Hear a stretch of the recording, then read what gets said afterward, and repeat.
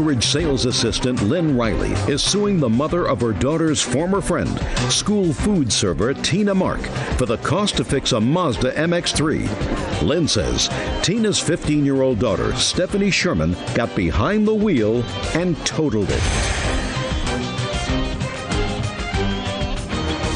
Yeah, this is case number 543 on the calendar in the matter of Riley versus Mark. Parties have been sworn in. You may be seated. Ladies, have a seat, please. Mrs. Riley, I assume this is your daughter and this is your daughter. Is that right?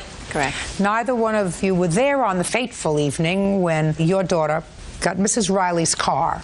Yes. And drove it and crashed it. Yes. Causing damage. And Mrs. Riley wants you to pay for the damage your daughter caused. Correct. And your daughter, whose name is? Stephanie. Stephanie says that Kayla gave her the keys to the car, so she's responsible. That's your position. That's what I've been told. So now that I know what your positions are, and you look like two lovely ladies, you can sit down, and I'm going to have the girls right up there. All right, Kayla, where were you and what were you doing when you gave Stephanie the keys to your mother's car? I was at a friend's house. Name of the friend? Aaron. How old is Aaron? I think he's 18. And how many people were at Aaron's house? I would say about 10 people. How old were they? All around the ages between like 15 and 18. How many of them were drinking? I would say almost everyone. Did you see anyone that said, no, I don't drink? One of my friends, the friend who said that they were driving, did tell me that they didn't drink. And who was that? My friend Felipe. Who invited you to Aaron's house? Another one of my friends. Where were Aaron's parents? They weren't there. I think that he owns the apartment himself. So Aaron lives there by himself? Yes, ma'am. I think so. What does he do for a living, Aaron? He goes to school, and I'm not sure what his job is. He goes to college? He goes to high school. He's a senior in high school. What kind of alcohol were they serving? Beer. And what time did you get there? I got there approximately 10:30. What time did you get there, Stephanie? Probably like 9:45. Who did you come with? My friend Mike. Your friend Mike? Yeah. How old is Mike? Like 18. And he picked you up from your house? My friend Danielle's. Had you been drinking at Danielle's? No. You didn't start drinking until you got to Aaron's? No, I didn't drink there. You didn't drink anything? No. Had nothing to drink? No alcohol? I had no alcohol. And Mike, did he have alcohol? No. He left before, like right when he got there. He only stayed for like 15 minutes, then he left. Well, and when he was there, he didn't drink? I wasn't with him at the time. So, you know you didn't drink. As far as you know, Mike didn't drink. Did you drink? Yes, ma'am, I had a beer. Who else didn't drink? My friend Christina. She didn't drink? No. Now, tell me, Stephanie, how it came about that you got the keys to Kaylee's car. Kayla got there a little while after me, and when we were standing there, Standing where? In the middle, like the kitchen and the living room.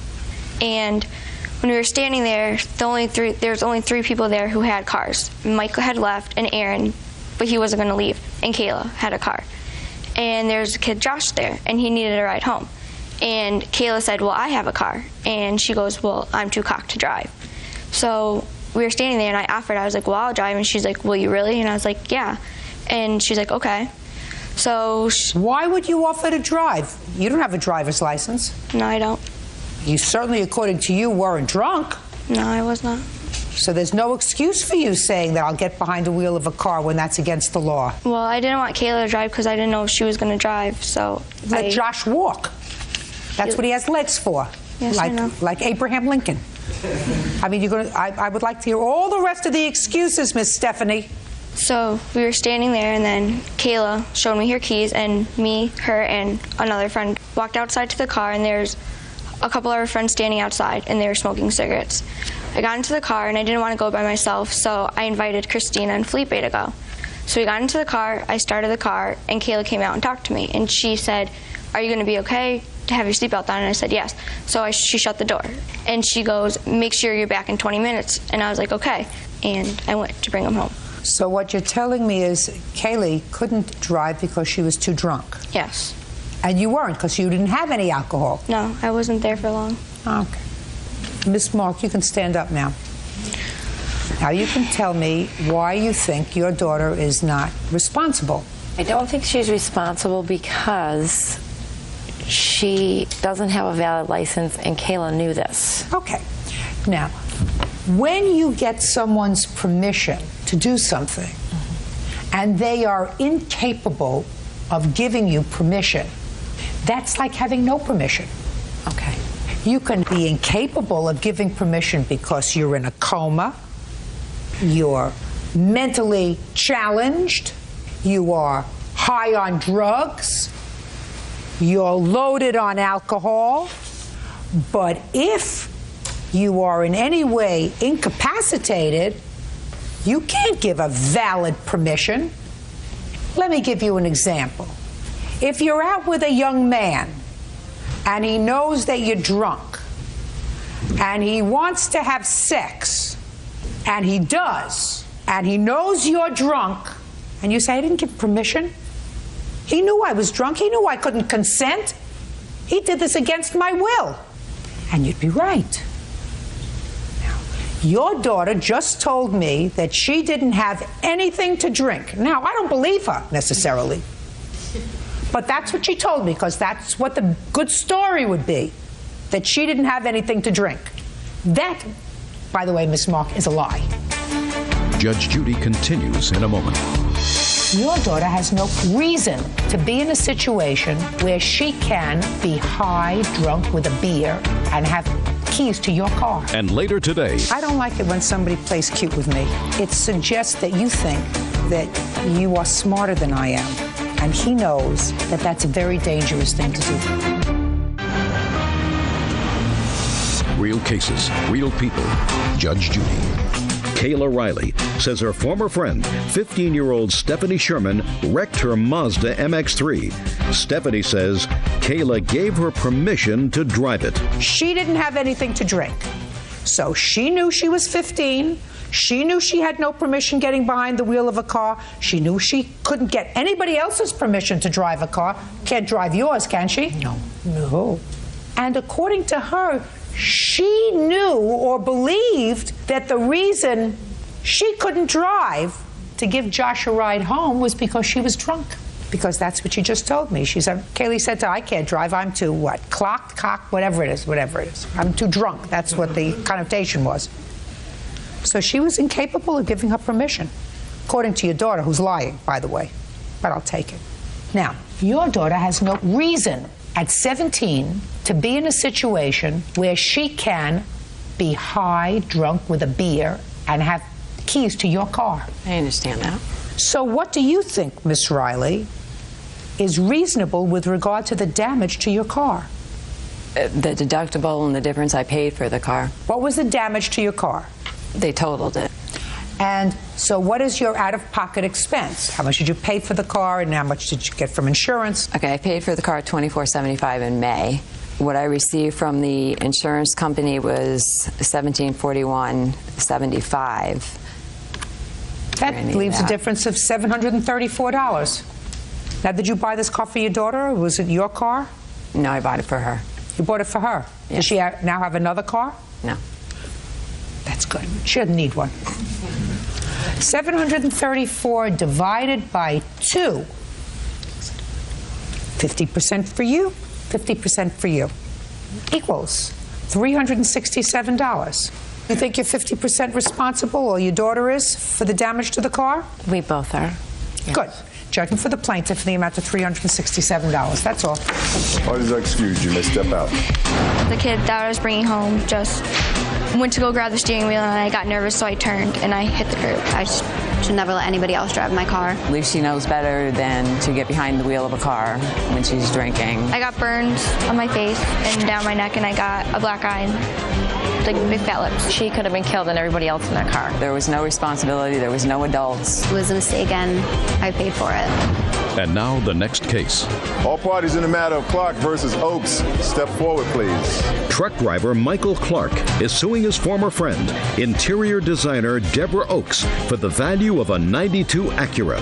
Deborah is countersuing, claiming Michael breached their contract when he repoed the vehicle. Mr. Clark, you and Miss Oakes had been friends, according to what I read in your complaint, and you laid out money for her for a car. Yes, Your Honor. And you claimed that she did not pay pursuant to your agreement, which was she was supposed to pay every month. You repossessed the car. She refuses to sign the title over to you, which means that the car is virtually worthless to you. And you want her to either sign the car over to you or you want the value of the car. In addition to some rental for the time that she had it, she was renting a car. Just a sec. I didn't ask you for the whole story. Sorry. That's about what your case is. Yes. Ms. Oakes says that she was not in default of her payment, that you repossessed the car prematurely, and that she is counterclaiming for $5,000 for a whole bunch of nonsense, because she says that by the time you repossessed the car, then she didn't have a car and she couldn't get to work. She lost her job. She lost her life. She had to rent a car, which she wouldn't have had to rent if you didn't repossess the car. That's your counterclaim. Right. How long had you been friends? A few months. Where did you meet her? Through a mutual friend. Did you have a dating relationship? No, we just hit it off. I felt that we were going to be very good friends. I was interested in dating her if it came down to that. If it didn't, that was fine. But shortly after we met, her car took a dive, and she needed a vehicle. She rented one, and over the course of about a month, she claimed she paid about $3,000 for a rental. Now, that's ridiculous. You know, I've got this money sitting in the bank. Why don't I loan you the money for a car, but get your car. If you can pay that rental, you can pay me back. And so we went out shopping for a car. We found one we really liked, and she was supposed to have half to a third of the money within a week from her father, who was going to help her with it. That never materialized. When was the car purchased? The car was purchased on December the 4th. On December 5th... Listen to me, Mr. Clark. I work much better when I ask the questions. Okay. Purchased the car on December the 4th. Now, Ms. Oakes, it was your agreement that payments were going to be made directly to Mr. Clark. Yes, it was. In what increments? A minimum of $200 per month by the 15th of each month, beginning in January.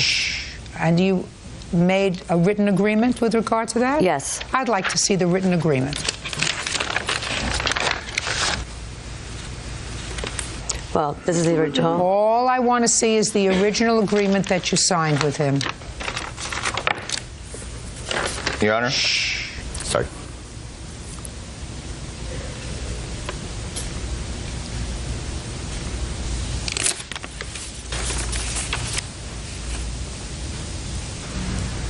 You know, Miss Oakes, I don't like it when somebody plays cute with me, because it suggests that you think that you are smarter than I am. And he knows that that's a very dangerous thing to do, because it is highly unlikely that that's true. You have a typed agreement, and your typed agreement says that the money is to be paid on the 15th of each month. Yours has, in your handwriting, starting in January. Because we had a verbal... I'm speaking. His copy doesn't have that. Mr. Clark says that you didn't make the payment in December. He waited until the first week in January. And he took the car back because you had breached the agreement. Your defense is that according to your agreement, it wasn't supposed to start until January 15th. So therefore, you were not late in your payment. But you wrote that in, and it's not in his contract. That was to our verbal agreement. That was my personal You don't notes. have a verbal agreement other than that which is contained within the four corners of this contract. Who's got the title? I do, Your Honor. Can I see it, please?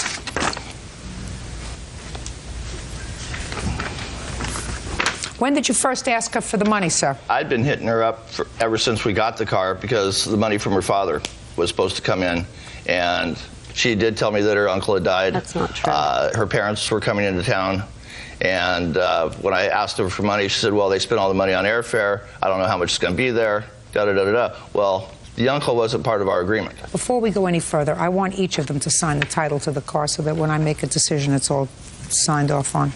He under his, she under hers, and then give it back to me.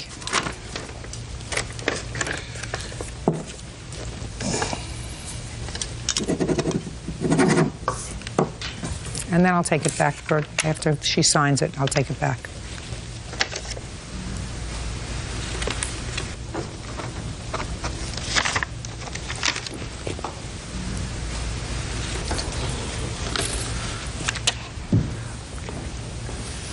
On what date, Mr. Clark, did you take possession of the car? It was on the 10th of January, and I was assaulted in doing so. How were you assaulted, sir? She came out, I put a club on it because she was blocked in, so I couldn't get the car out. She came out, when she saw the club, she became irate, saw me in the parking lot next to me and started yelling at me. And I walked over, tell her she's late, she's default on the loan. And that's when she turned around and cold cocked me. Her ring caught my cheek, drew blood. At that point, I figured... Did you file a police report? No, I did not. Why not? I was at the desk to do it, and the police called on my cell phone. I answered it. They asked me to come back to the scene. I went back there. I asked to have her arrested. They wouldn't arrest her. They told me they were going to arrest me. And I explained to them it was my vehicle. We spoke to the watch commander. Watch commander told them that they can't arrest me. Now, would you give this, please, to Mr. Clark? Now, Ms. Oaks, I'm going to hear your counterclaim. In rebuttal to what he has said here, first of all, I offered that day when he came to my office. You mean on the 10th of January? Exactly. Caused a total scene. My boss was the one who called the police.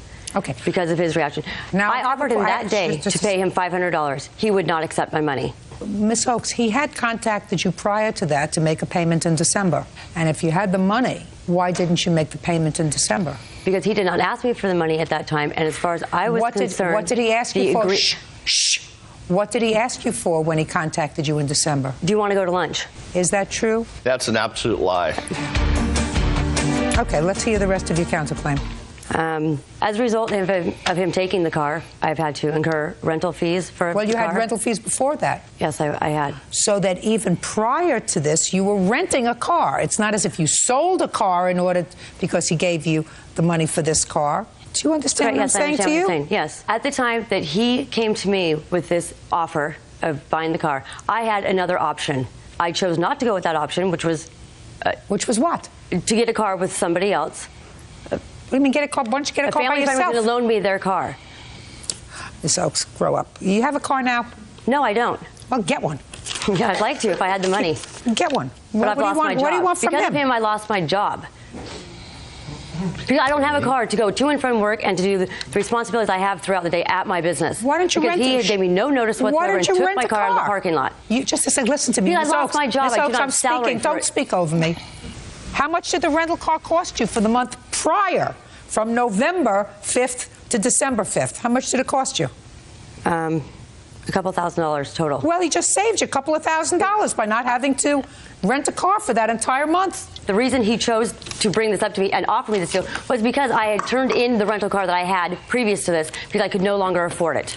That was what happened. How old are you? How old are you, my dear? 32. 32. Take care of yourself. I'm trying. Clark, you now have the title. You can now go and sell the car. Do you understand? Thank you, Your Honor. You probably have to sell it at a little bit of a loss. It'll teach you, you got to think with your brain, this part of your body, I realize not any that. other part of your body. Do you understand? You think with this part of your body. Ms. Oaks, you're 32 years old.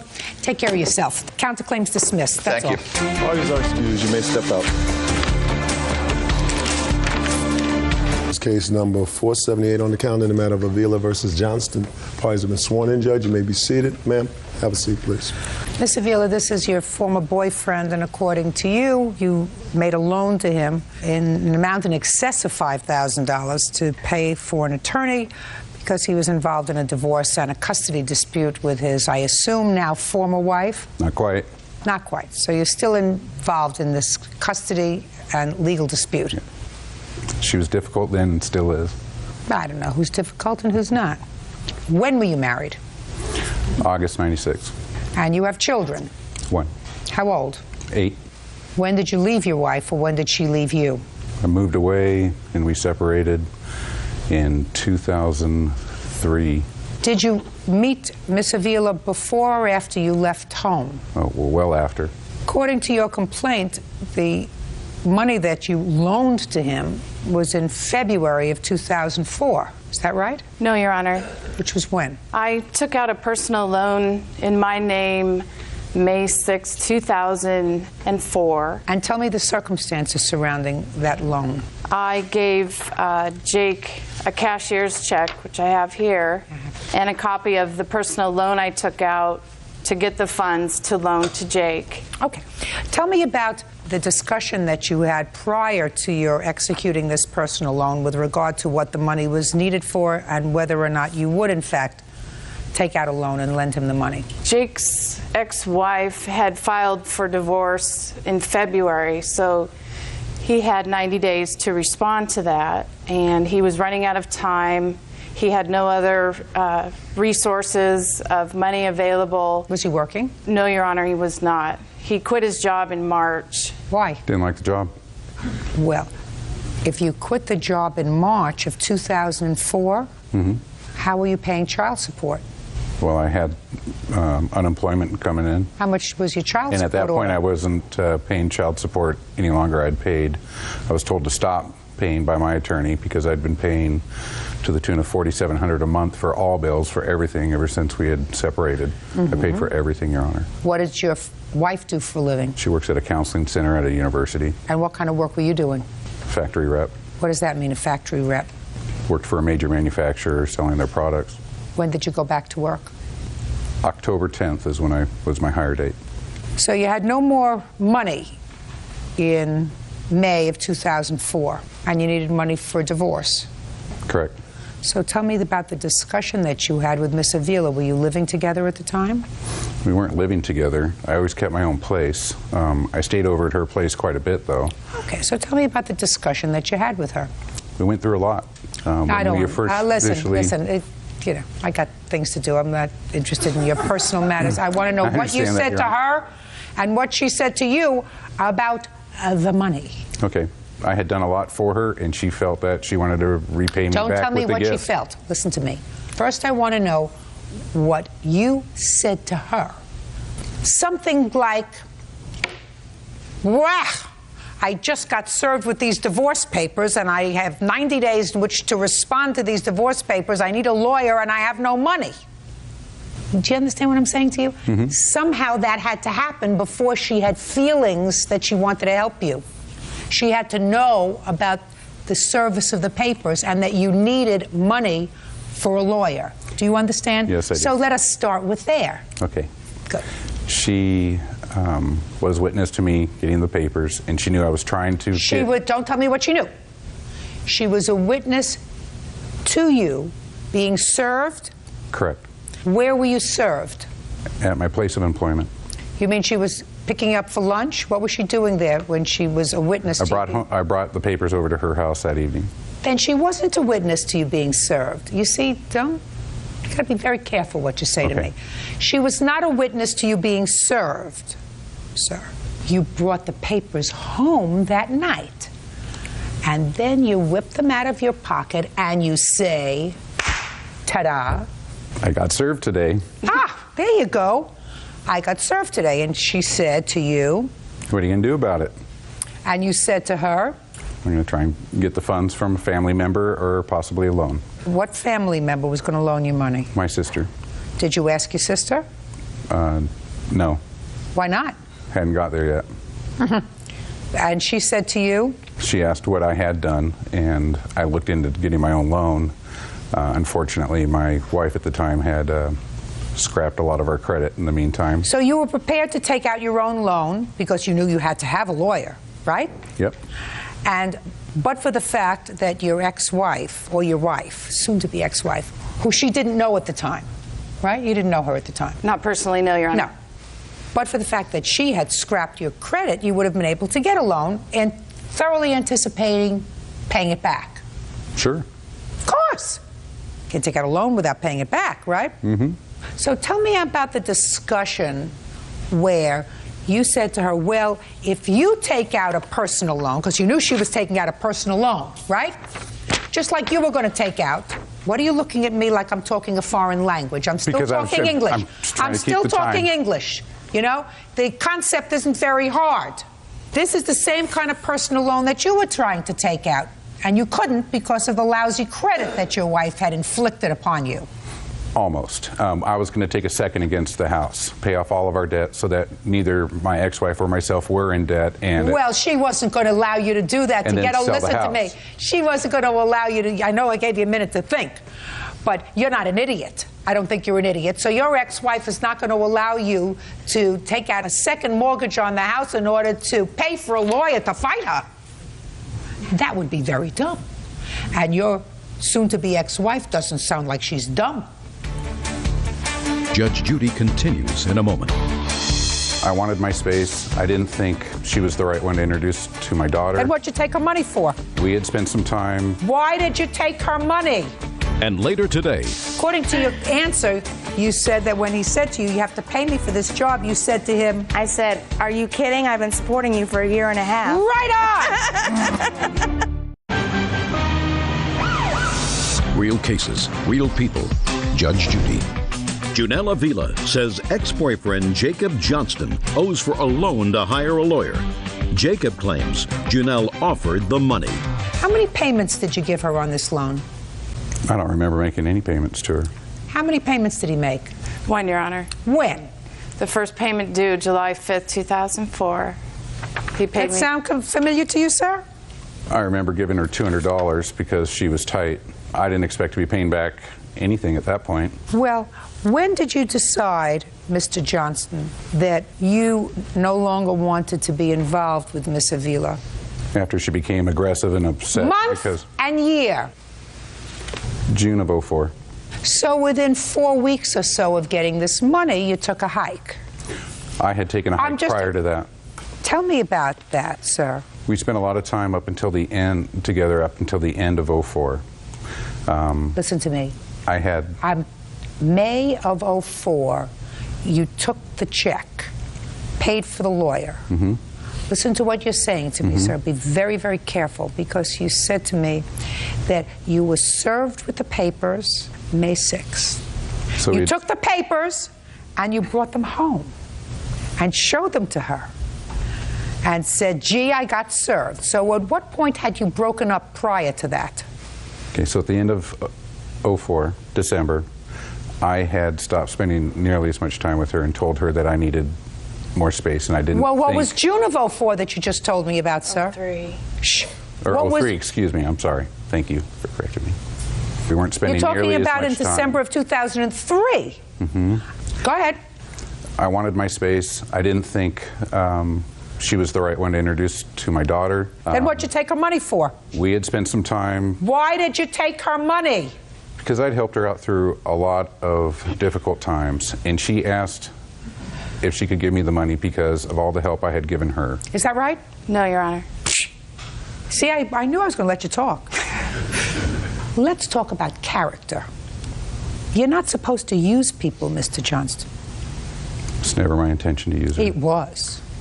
When you put someone in debt in order to satisfy your need, when you have no legitimate intentions, because she had legitimate intentions, she still cared about you, right? Yes, Your Honor. I still cared about her, too. That's not what you just told me. You said listen to me, I needed my space. I didn't think she was the one to introduce to my daughter. All of those things. Then you don't put her in debt. And once you're back to work, and if you did stop seeing her 4 weeks later, you say, Janelle, listen, at the time I really needed the money. I thank you for taking out this personal loan. I don't want you to be behind the 8 ball. I'm going to pick up the payments because I had thoroughly intended to take out a loan myself to pay a lawyer. And since I couldn't get the credit, you were great to help me out. But I'm going to take over the payments. We're no longer together. We're not related to each other. I'm not going to see you anymore. I'm moving on with my life. I don't want you to feel as if you've been put upon. Do you understand? That's being a moral person. So I wouldn't allow you to represent toilet paper, sir. Because that's what I think of your moral character if you stuck her with this loan. Judge for the plaintiff in the amount of $5,000. That's all. Thank you, Your Honor. Parties are excused. You may step out. Perhaps he had no money to repay since he wasn't working. You can't get blood out of a turnip. It comes back to some of those personal issues that I'd rather not bring up. Ladies, if you see this man coming, hang on to your money and run the other way. And now the next case. All parties in the matter of Hanson versus Fagan, step forward, please. Plaintiff Norman Hanson is suing his ex-girlfriend, hairstylist Lisa Fagan, for the cost to renovate her salon. Norman claims he did the work and was never paid. Mr. Hanson, you and the defendant lived together for a period of time in her home. And it is your claim that while you were together, you did work for her in remodeling her salon. Is that a beauty salon? Yes, ma'am. And there was an agreement that she would pay you for that remodeling work. You finished the work. She didn't pay you. True. That's your claim. How old are you, Mr. Hansen? I'm 58 years old. And when did you move into Miss Fagan's home? Probably about a year prior to... What year did you move into her home? 2003, end of 2003. How long had you known her before? About 20 months. And how long did you live with her? Approximately a year, a little less, on and off. What do you mean on and off? Well, whenever she'd go out and meet somebody else, she'd give me the boot, and then he'd leave her, and she'd call me back. That's the And way you it went? Yes. You weren't living with her. Where were you living? I had my own home in Interlaken, about 40 minutes away from her home. For most of the year, however, you lived with her. It was more convenient to live with her so I can get the projects done that she wanted done than having to travel back and forth. And plus, I'm disabled and I'm on a fixed income, and it's easier to move in and save money than go back and forth every day. Now, what kind of projects were you doing for her? Okay, I built a privacy fence around the property. And when did you do that? How long had you been living there? It started around, I guess, March or April when she got her income tax check. We went up and bought the material and I started. What kind of privacy fence was it? Wood? Yes. Sounds like a lot of work. It was. Did you have to pour cement? In some areas, yes. And how big a fence was this? Maybe 400 feet, 500 feet. And what was the next project you did with her? Then I built a 12 by 24 patio off the back of her porch. Out of what material? 2 by 6s, 2 by 4s, all treated. Now, during that time, sir, because these projects kept you very busy, while you were living there with Miss Fagan, I assume it is correct that you were not paying any part of the mortgage, gas, electric, or utilities. Is that right? Well, at first I was paying her like $100 a month. $100 a month? One time, Your Honor, I got that. Twice. One time. Twice. He says twice. Give him twice. He gave you $100 a month. That comes out to a little less than $25 a week. Is that right, sir? Yes, sir. Yes, ma'am. So we know that that's not really supporting yourself. No. Now, what was your main job, Mr. Hansen? In the salon? No, your main job. How do you support yourself? You're 58 years old. I'm on disability. What's the nature of your disability? I had a broken tailbone. That's the nature of my disability. I got a broken tailbone. Well, what does the broken tailbone disable you from doing? Almost everything up to about 3 years ago. And Just a second. If you're building 500-foot fences... Yes. And putting in 20 by 30 patios... Yes. And single-handedly remodeling a salon... I want to know, are you disabled from building skyscrapers? Are you disabled from building bridges? He's lying, Your Honor, to get money from the government. That's what he's doing. Well, I'm trying to figure that out, Miss Fagan. I don't believe you. You get disability from whom, sir? I get it from the government. How much do you get? I get $5.79 a month. And when did you start to collect that? 94. But now you're not disabled anymore. I'm still disabled. No, you're not disabled anymore. You just told me you weren't disabled. You just told me that you did construction work. With exercise, I go through a lot of pain and suffering, but I'm able to walk. At times, I had to use a cane. I used to have to use crutches. I worked myself off of that. Good. Well, that's good. That's wonderful. Get a job. How come you don't tell the government you don't need their charity anymore, sir? It isn't charity. Sure it is. When the bad weather comes, I can hardly move around. It changes like the weather. My goodness gracious me. It might seem like right now, because it's nice and dry, everything's fine, but I still got pain. I still got to walk with it. That's life, Mr. Hansen. As we get older, we get aches and pains. But if you can build a 500-foot fence and a 20 by 30 patio and remodel a salon, you should not be getting money from the government because you're disabled.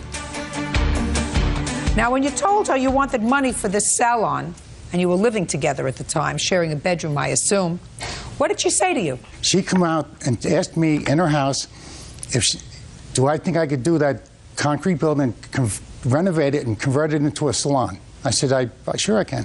Sure, as long as the weather's dry. Just Okay. Not when it's raining. Did you say to her, sure I could do that, but I can't walk when it's raining? It's harder when it's raining. Go ahead. Keep going.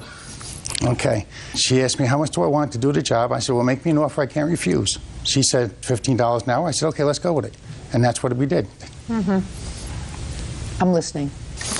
Where do I begin? What would you like to know? No, just say to me, when he said, why don't you, according to your answer, you said that when he said to you, you have to pay me for this job, you said to him, I said, are you kidding? I've been supporting you for a year and a half. right on! No, you and the government had been supporting him. The only one who wasn't supporting him is that Mr. Hansen, you're 58 years old. It's time you grew up, sir, and decide, I am a human being, I am a man, I have a responsibility to take care of myself. Not the government, not Miss Fagan, not anybody else. Get a job, call the government and tell them you no longer need their disability, because certainly we're going to send them a copy of this tape and let them know that you no longer need any disability, Fine. Mr. Hansen. And get a job and take care of yourself. It's time, sir. Otherwise, you'll never know what it's like to be independent, and then you're going to die. Do you understand? Your case is dismissed. That's all. Parties are excused. You may step out. Yeah, this is case number 545 on the calendar in the matter of Keaton versus Snow. Parties have been sworn in. You may be seated. Ladies, have a seat. Mr. Keaton, according to your complaint, sir, you are a property owner. You own a home. Yes, I do, Your Honor. And on your property, amongst other things, there's an avocado tree. Yes, Your Honor. I'm a city girl. I didn't even know how avocados came, whether they were hatched or grew on a vine, but now I know. Avocados are generated in trees. Correct. According to what I read, Mr. Snow here was stealing your avocados. That's correct. Shh. No. You have to be quiet. Was stealing your avocados, and during the course of this altercation, he assaulted you. Yes, he did. And injured you. Correct. You want to be compensated for that. That's right. For that injury. Mr. Snow, while he acknowledges that he was stealing your avocados, sort of, says that you provoked this incident by throwing one of the avocados at his girlfriend who was sitting in the truck. Now, Mr. Snow, I'm going to start with you. You were, in fact, taking avocados from a tree that belonged to Mr. Keaton. Yes, Your Honor. I would like you to describe to me how you were doing that. I actually was driving down the street, and I pulled up under the tree, which actually hangs over the street. I have pictures I could show you as well. Where are they? They're right here, Your Honor. Good. What were you driving down the street in? A Dodge truck. Where were you going? I take care of a mentally disabled person. I was going down to just acquaint with him and take him out to breakfast. Where does he live?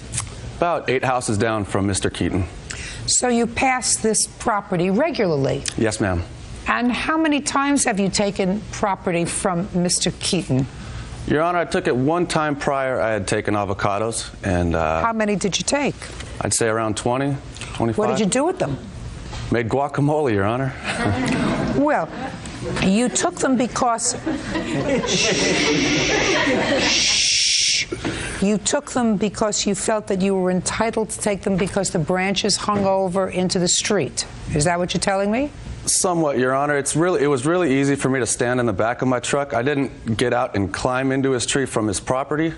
I merely parked my truck in a legal manner and stood in the back and reached up and picked the avocados. Okay. Did you know it was the wrong thing to do, sir? Yes, I did. Very stupid. So you knew it was stupid? I knew it was stupid. And you knew it was wrong. Now, on what date did this altercation take place, Mr. Snow? Ma'am, I don't recall. Mr. Keaton? I know exactly the date, Your Honor. February 29th, 2004. It was a Sunday morning, about 10:30. Now, you were going to see this person that you take care of?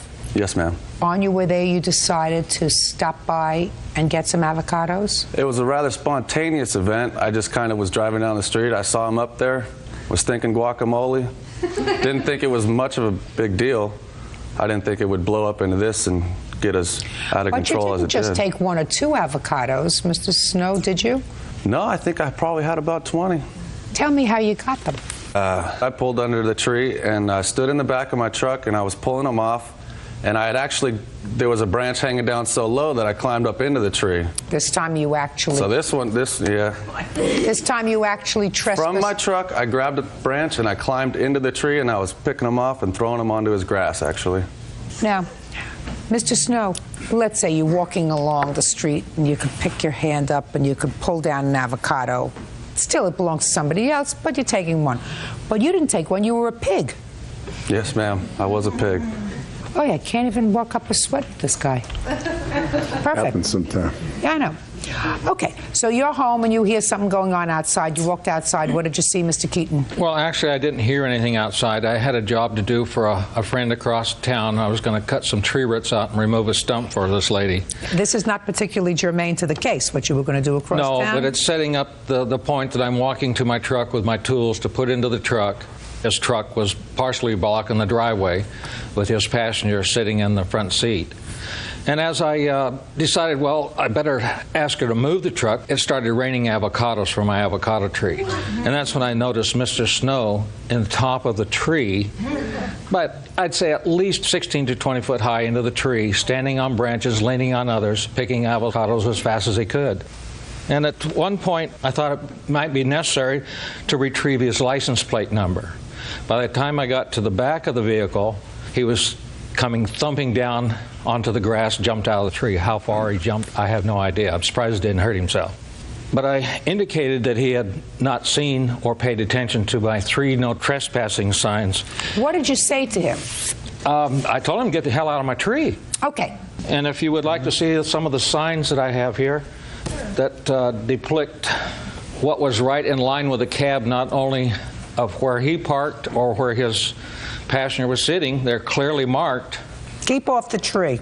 Keep going. And then at that point, he did offer $3 for... No. So far you told him to get out of your tree, and he did. Yes, so and let's go back to the conversation. Get out of the tree. You heard him jump down from the tree. Then what happened next? Well, I think I demanded payment at 50 cents a piece for those avocados. Exactly. What did you say? If you remember, tell me what you said. I know I asked him for 50 cents a piece for the avocados. He did bring his wallet out and says, I can offer you $3. That's all I have. I says, you've really picked more than you can afford to pick. And I think maybe this is time where you should meet the sheriff department. Well, he slowly bent down and decided, well, I'm going to pick your effing avocados, old man. What are you going to do about it? Is that what he said to you? Absolutely. Is that what you said to him? No, ma'am. Judge Judy continues in a moment. He didn't hit your girlfriend. Yes, he did. Bull. Bull? Bull. That's exactly what I said to you. As bull? Bull what? As in baloney. Real cases, real people.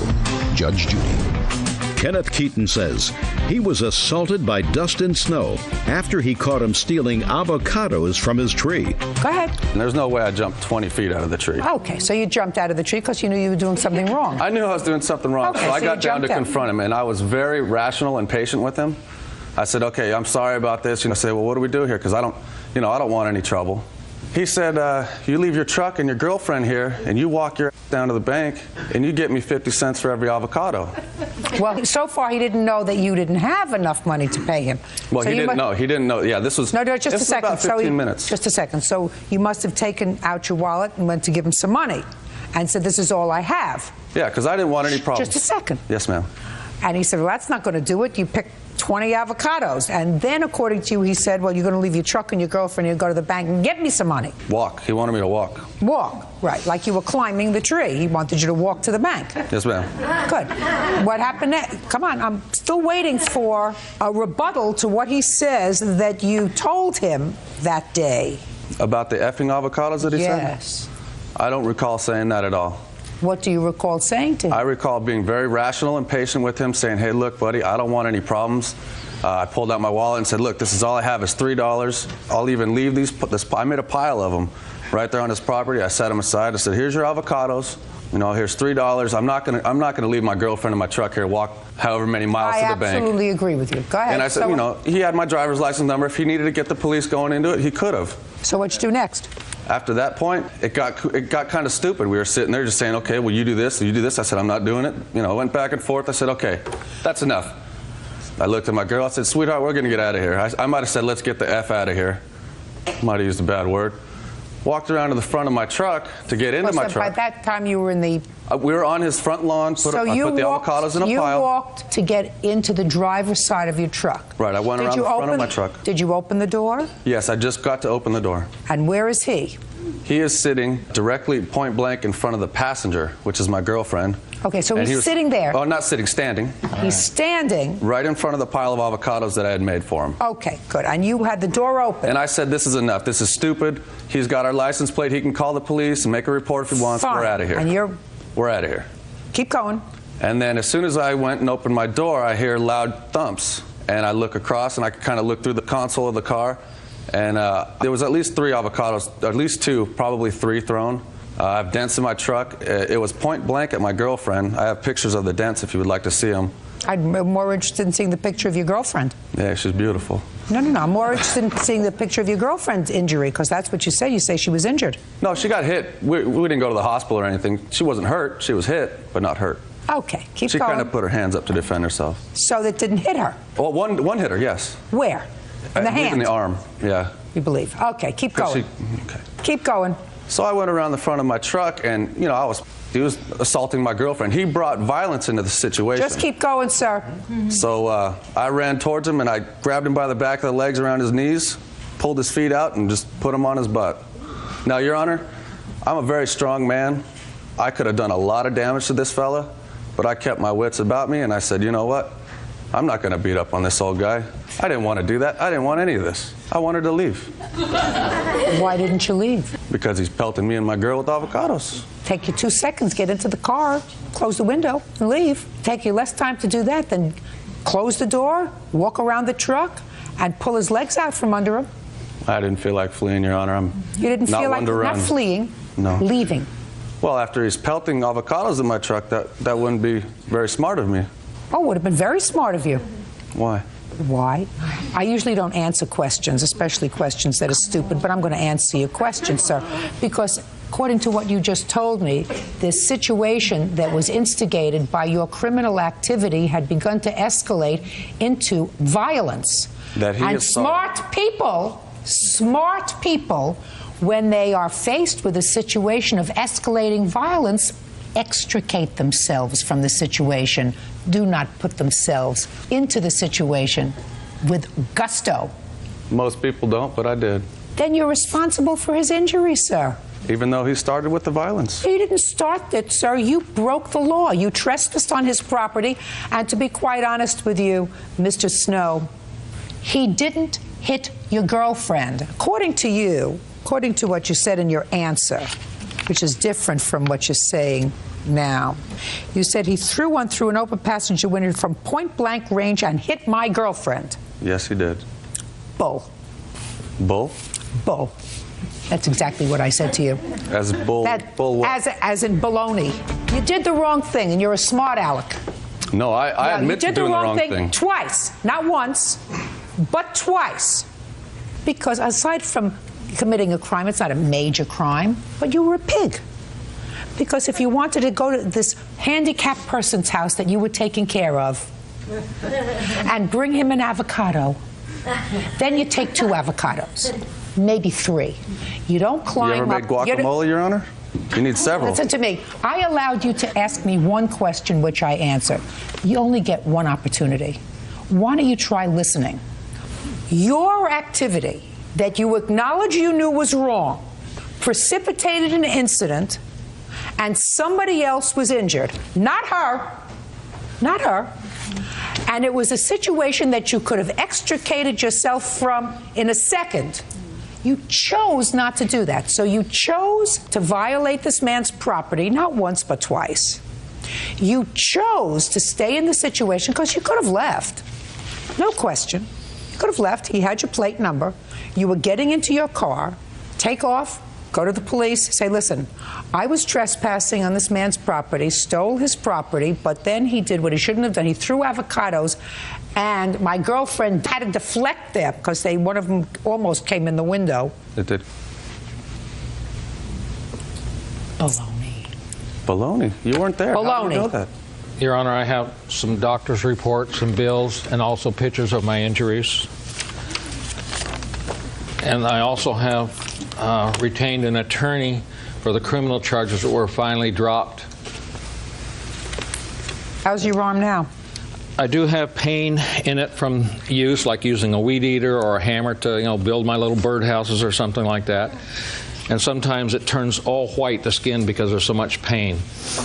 Did you ever see the photographs of his injuries, sir? No, ma'am. Well, I'd like you to take a look at them. This is what just started with your criminal activity, Mr. Snow. There was also more taunting by the time I got myself picked up off of the curb that I landed on to cause those type of injuries to my wrist. If he denies about making jaunts or gestures, he continued this taunting at the back of the truck where I was trying to catch my breath. There's no question in my mind that he's a smart aleck. No. No question in my mind. He thought the whole big deal was nothing. Should have just let it go. How long have you been with him? 2 years now. Mm-hmm. Your Honor? Yes. There's also police reports that go into his past where it was still on probation at the time he did this assault on me, to where he had probably on probation for aggravated assault anyway. Is that true, Mr. Snow? No, ma'am. Were you on probation at the time of this incident? No, ma'am. Not to my knowledge. What does that mean? Had you been convicted of a crime? No. Well, then the answer would be absolutely not. You couldn't have been on probation or parole because you've never been convicted of a crime. Correct. Is that right? Yes. You have proof to the contrary, Mr. Keaton? Yes, here's I'd just like to see it with regard to his credibility. The Department that probably would make a lot more sense to you, and you can find what you're looking for. Let's take a look. There are several pages of different arrests and court cases that's been settled. I'm sorry. Well, he's got a problem with alcohol. How many DUIs do you have, sir? 1, Your Honor. Convicted? Yes, ma'am. Well, what do you think a DUI is? Driving under the influence. It's a crime. And you were sentenced to 3 years probation. How long ago was that? Why are you asking me questions? What difference does it make? I said, well, you want probation? You said, I don't know. I don't think so. Not to my knowledge. Were you ever convicted of a crime? No. Well, then you couldn't have been on probation. Well, I believe it was 98. That's why I asked you that. What difference does it make, sir? You're you said playing 3 with years. me. You said 3 years, correct? You're playing with me, sir. I asked you if you were ever convicted of a crime. You were convicted of battery, misdemeanor battery. 3 years probation, 1 day in jail. Remember that? Yes. When was that? I don't recall the date. You had arrested as a juvenile too, Mr. Snow? I don't recall.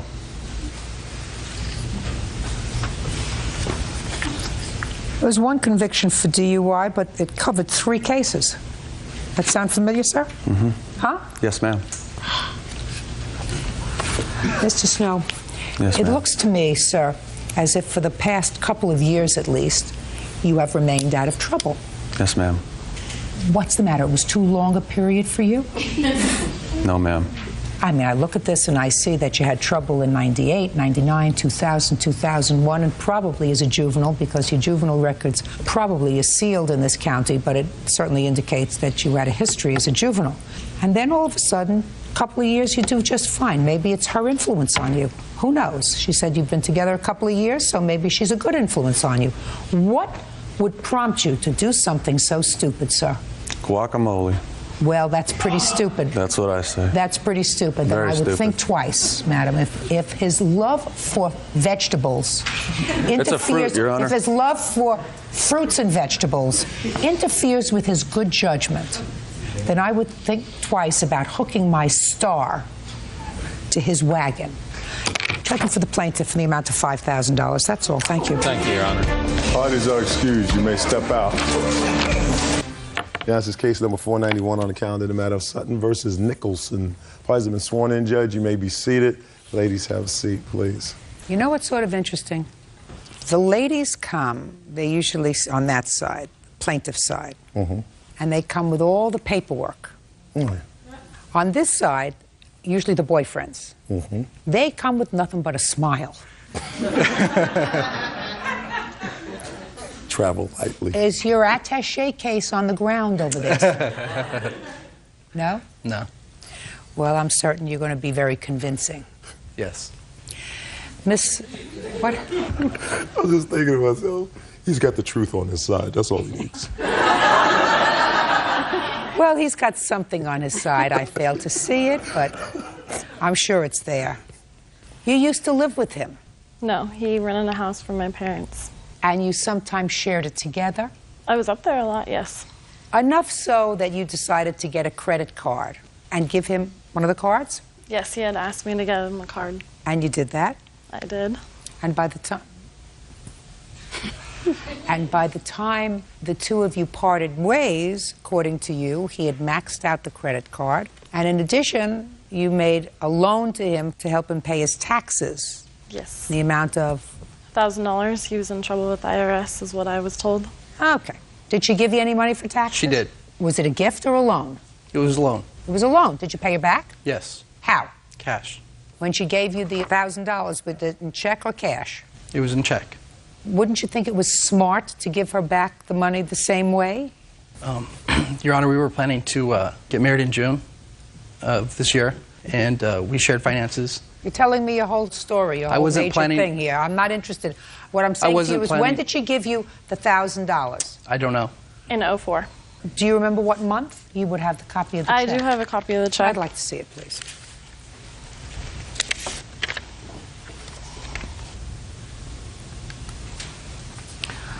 Tell me when you decided to get married, sir.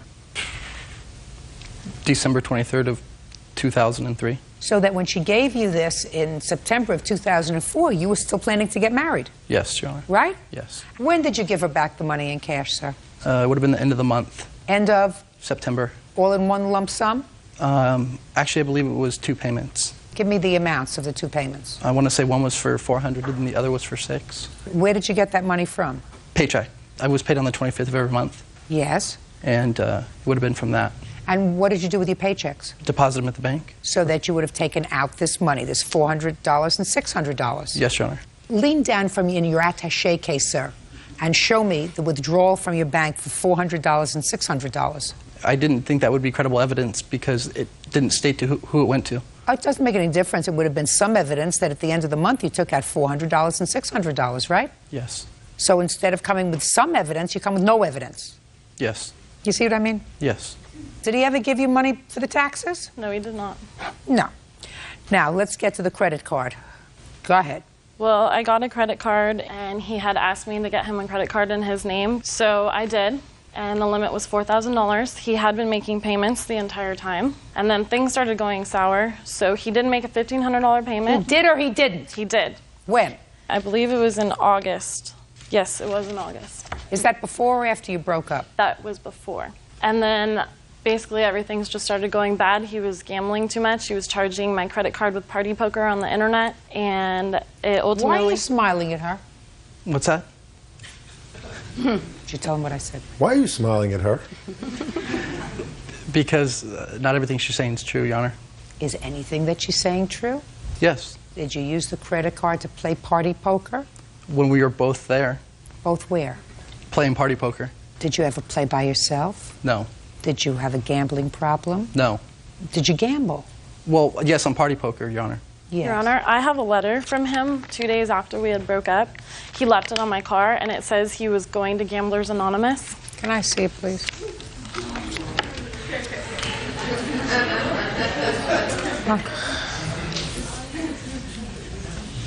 He says he apologizes for his actions on Friday night. This was in October. He embarrassed you at your place of work. What did he do? He came to my work. He got really drunk. I don't really want to talk about it, but he decided he was going to tell me he was going to commit suicide. I had to call the cops on him, and they took him to the mental health. I'm starting Gamblers Anonymous, effective tonight at 7 p.m. in Ventura. Were you successful? I never wrote that letter, Your Honor.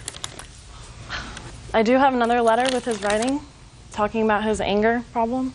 You never wrote this letter? No, Your Honor. This is strange. Why would someone that you were engaged to sign his letter with love, Matthew Nicholson? That's strange. Okay, let me see another letter that you say you have that he wrote.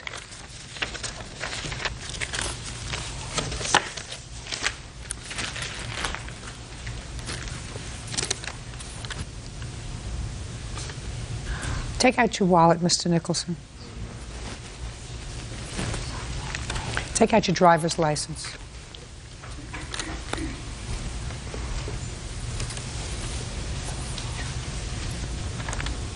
Not the same. It was left on my card, and he called me that Sunday night telling me he was at his meeting. Give this to him. No, but the handwriting on this check is very similar to these letters. No. Similar. I'm not a handwriting expert, but similar. Give these back to the plaintiff, please. See? Am I fair?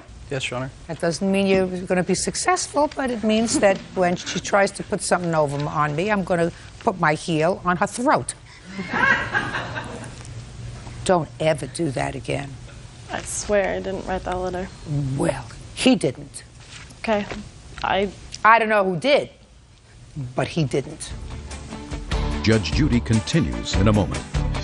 Kevin Jewelers. That would be a pair of diamond earrings, which she still has in her possession, Your Honor. Well, that was a gift. You didn't expect her to pay for a gift. What's that? What word didn't you understand? And later today, he proceeded to grab the bottle of rum and continue to pour it on his own. He started to show signs of inebriation. Did you tell him to stop? I said, yeah, slow down, big boy, you know.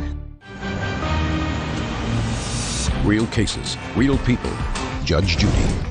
Nikki Sutton says ex-fiancé Matthew Nicholson owes for credit card charges and a loan to pay back taxes. Nikki claims Matthew has a gambling problem. Now, let me see the credit card stuff. I want to see some of the things that were charged, please. This is the entire year that the credit card was charged. I have paperclip the statements I have received back from the merchants with his signature on them. He doesn't deny that he used the credit card. He said that she used it for things like buying furniture for the house, which you kept, going out, dinners, all kinds of things. So Your let's see. I used my other credit card to buy the furniture for the house. Just a shh. Who has Allstate insurance? That'd be me. Well, this is your bill. Yes. That's not a joint bill. No, Your Honor. Okay. Who works out at LA Workout? I work for the company, Your Honor. You work for the company. Well, that's yours, Yes, Your Honor. right? Yes. Total Eclipse Professional. What is that? I do not know, Your Honor. I believe that was for his tenting on his windows. That sound right? Yes, Your Honor. She said she was paying for that. Well, she didn't. You did on the credit card. How about Urban Home? What is that? I know what that's for. That's the bar that he has in his house that he split with the other roommate. That sound right to you? It's easy enough to find Sure. out. Yeah, I imagine it is, Your Honor. Well, so that's your bill, right? I'm just picking some of the big ones. Yes, Your Honor. Okay. Secret Garden Florist. When's your birthday? March. Did you have a fight or something in September? I don't recall, but there is a... Secret Garden Florist. Did you ever send him flowers? No. Did you ever send her flowers? Occasionally. Well, you don't expect her to pay for her flowers, do you? Now I do. No. Kevin Jewelers, $749.99 back in December. That would be a pair of diamond earrings, which she still has in her possession, Your Honor. Well, that was a gift. It was You didn't Christmas. expect her to pay for a gift. What's that? What word didn't you understand? No, I don't. Well, then that's your bill. That's so far the biggest bill that's here. Probably is, Your Honor. You see where I'm going on this, sir? I'm following you. She was paid cash for a lot of the stuff. Show me. I can't. If I Well, and that's your problem, quite frankly, sir. What's Adelphia? Cable company. $254? for the house that I was living in. That which you were she living shared. in? Correct. That it was your house? Yes, Your Honor. Who has a Verizon wireless bill? I have a Nextel phone, Your Honor. He had Verizon. I have proof that I paid my Verizon bills with checks. I have them all. You have them all? I have them all. Good. You see what happens when you come prepared? What's the balance on the credit card? The balance comes over $4,000. Miss Sutton, the only thing I don't like about your case, even though it's very well prepared, are those letters. However, maybe it's possible somebody else wrote them, not you. Possible, but not probable. Mr. Nicholson, you have to pay your debts, sir. She gave you $1,000 to pay your taxes. You have to pay that, and you have to pay these bills that are on the credit card. Judgment for the plaintiff in the amount of $5,000. That's all. Parties are excused. You may step out. I'm just glad it's over. I don't have to deal with her anymore, and I can move on in my life. We were planning on getting married, but the evil side of him came out. Now that this is done, I can completely forget about her. There is no animosity. I hope he has a great life. And now the next case. All parties in the matter of Dowling versus Shelley. Step forward, please. Artist Megan Dowling is suing computer support technician Keith Shelley for the cost to fix a marble table. Megan says the table was damaged when a drunken Keith fell on it. Miss Dowling, according to your complaint, Mr. Shelley, while in your home, broke a table, an antique table of yours. Correct. You want him to pay to have it repaired. Now, how do you know Mr. Shelley? He's an employee of a friend of mine. How did it come about that he was at your home? Well, I had gone over to my friend's place of employment. He owns a warehouse where he works, and Keith was working there. And the friend brought out a bunch of wine after work, and we were sipping wine, and we all went to dinner after that. So first you were drinking at the warehouse? Correct. How long did that drinking last at the warehouse? Oh, about 45 minutes. After you finished drinking at the warehouse, you all went out for dinner. How many people went out for dinner? 4. Raise your hands. 1, 2. Either of you there? Raise your hand if you all went out for dinner. No, I wasn't there. I'm sorry. Who do you live with? I had a roommate, this gentleman over here, Bill Gaylord, who's a witness. Were you there when this happened with the table? Yes, I was. But you had not been out for dinner with them? No, I had not. So first you went out for dinner, 4 of you. And how long was dinner? Pretty short. It's about an hour. Did you drink? I think I had a half a glass of wine. Well, you had been drinking at the warehouse. I had a glass of wine. Okay. How did Mr. Shelley end up back at your house? I invited my friends and Mr. Shelley for a postprandial cocktail. A what? A post-dinner cocktail, a nightcap. I had some very excellent rum, and I thought I'd introduce them to... And what time did you get back to your house? Oh, I don't know, approximately 8. But none of the other friends took you up on it, only Mr. Shelley, according to your complaint. They originally were going to come over, but then they decided to not come after all. And Mr. Shelley came over? Correct. And you gave him some of this wonderful rum? Right. What'd you drink? I had some rum. How much? Oh, I don't know, about 2 drinks. What about Mr. Shelley? Well, he originally said he was going to have just 1 drink and then go. And I said, that's fine. I don't really want to share a very expensive, an entire bottle of rum with you. Did you say that to him? Yeah, yeah. And so I poured us both a glass of rum, and he finished it, and he proceeded to grab the bottle of rum and continue to pour it on his own. And I was getting a little irritated. Did you tell him to stop? I said, yeah, slow down, big boy, you know, because he started to show signs of inebriation. So you told him to slow down, but you didn't tell him to stop. Real cases, real people. Judge Judy. Megan Dowling says one-time acquaintance Keith Shelley owes for breaking her marble table. Megan says Keith fell on it when he was drunk. When did you get home that evening, sir? I got home about 10, maybe 15 minutes before the incident. Why don't you step up here? Tell me your last name. Gaylord. You rent a room, share an apartment? I was subletting a room from her at the time, yes. Tell me what you saw when you came home. They were sitting down together, having a drink. And? He was getting up just about to leave, and I was going to see him to the door, so I headed towards the front door, and the moment I had turned the back is when I heard the crash. So he fell over a table? More on it. So, large marble, heavy marble top. He wasn't hurt, was he? To the best of my knowledge, no. Go ahead. I also had told Keith to stay at my house a little longer before he left because I saw that he was a little inebriated. And I said, either you stay here or you take a cab home, but I'm not letting you drive like this, so. Right, because you know what could happen? I could get sued and he could hurt people. You're right. Yep. You could get sued if he drove and hurt people. I am well aware of that. Because you served him alcohol in your house. That's correct. So if you know, Miss Dowling, that if you serve someone alcohol in your house and they become inebriated, and if they go out and if they get into their car and if they injure somebody, you can be liable, right? Yes. Why don't you think you're liable for your own table? Well, I detained him. You can sit down now, sir. What you're claiming is that he was drunk and fell on your table. Well, that's what you said here. Yeah, but I detained him for a couple of hours before he got up and decided that he was going to leave. And I said, are you sure you're okay? And he says, yeah, I feel fine. And he by all accounts... That's what every drunk says when they get behind the wheel of a car. Well, but he looked fairly lucid. And just a minute, so he looked okay to you? Well, I didn't give him a field sobriety test, but I mean... All right, Mr. Shelley, let me hear your version of these events, sir. The way the coffee table and the couches are, it's like an L couch, and the coffee tables don't leave a lot of room for regaining one's balance when if you lose your stepping. Right there at the corner of the coffee table, the rugs, there's like rugs on top of the wall-to-wall carpeting. And I tripped on that. That could have happened whether I was drinking or not. And as I started falling, she starts yelling at me. Nothing about, are you okay? Just as I'm losing balance, she starts yelling. And of course, I went down on the table. It was some kind of antique thing, you know. I'm really sorry that, you know, that happened, but... Well, let me ask you this question, Mr. Sure. Shelley. Because I believe that you're probably sorry it happened, and I believe that Ms. Dowling is partially responsible. Did you ever say to her, listen, let me split the cost of fixing this table with you? I don't recall exactly, you know... Let's say, put your hand down, Ms. Dowling. Let's say you didn't say it at that point. Mm-hmm. Would you think that that's reasonable now? That sounds reasonable now. You had a little too much to drink? Yeah. She served you a little too much to drink?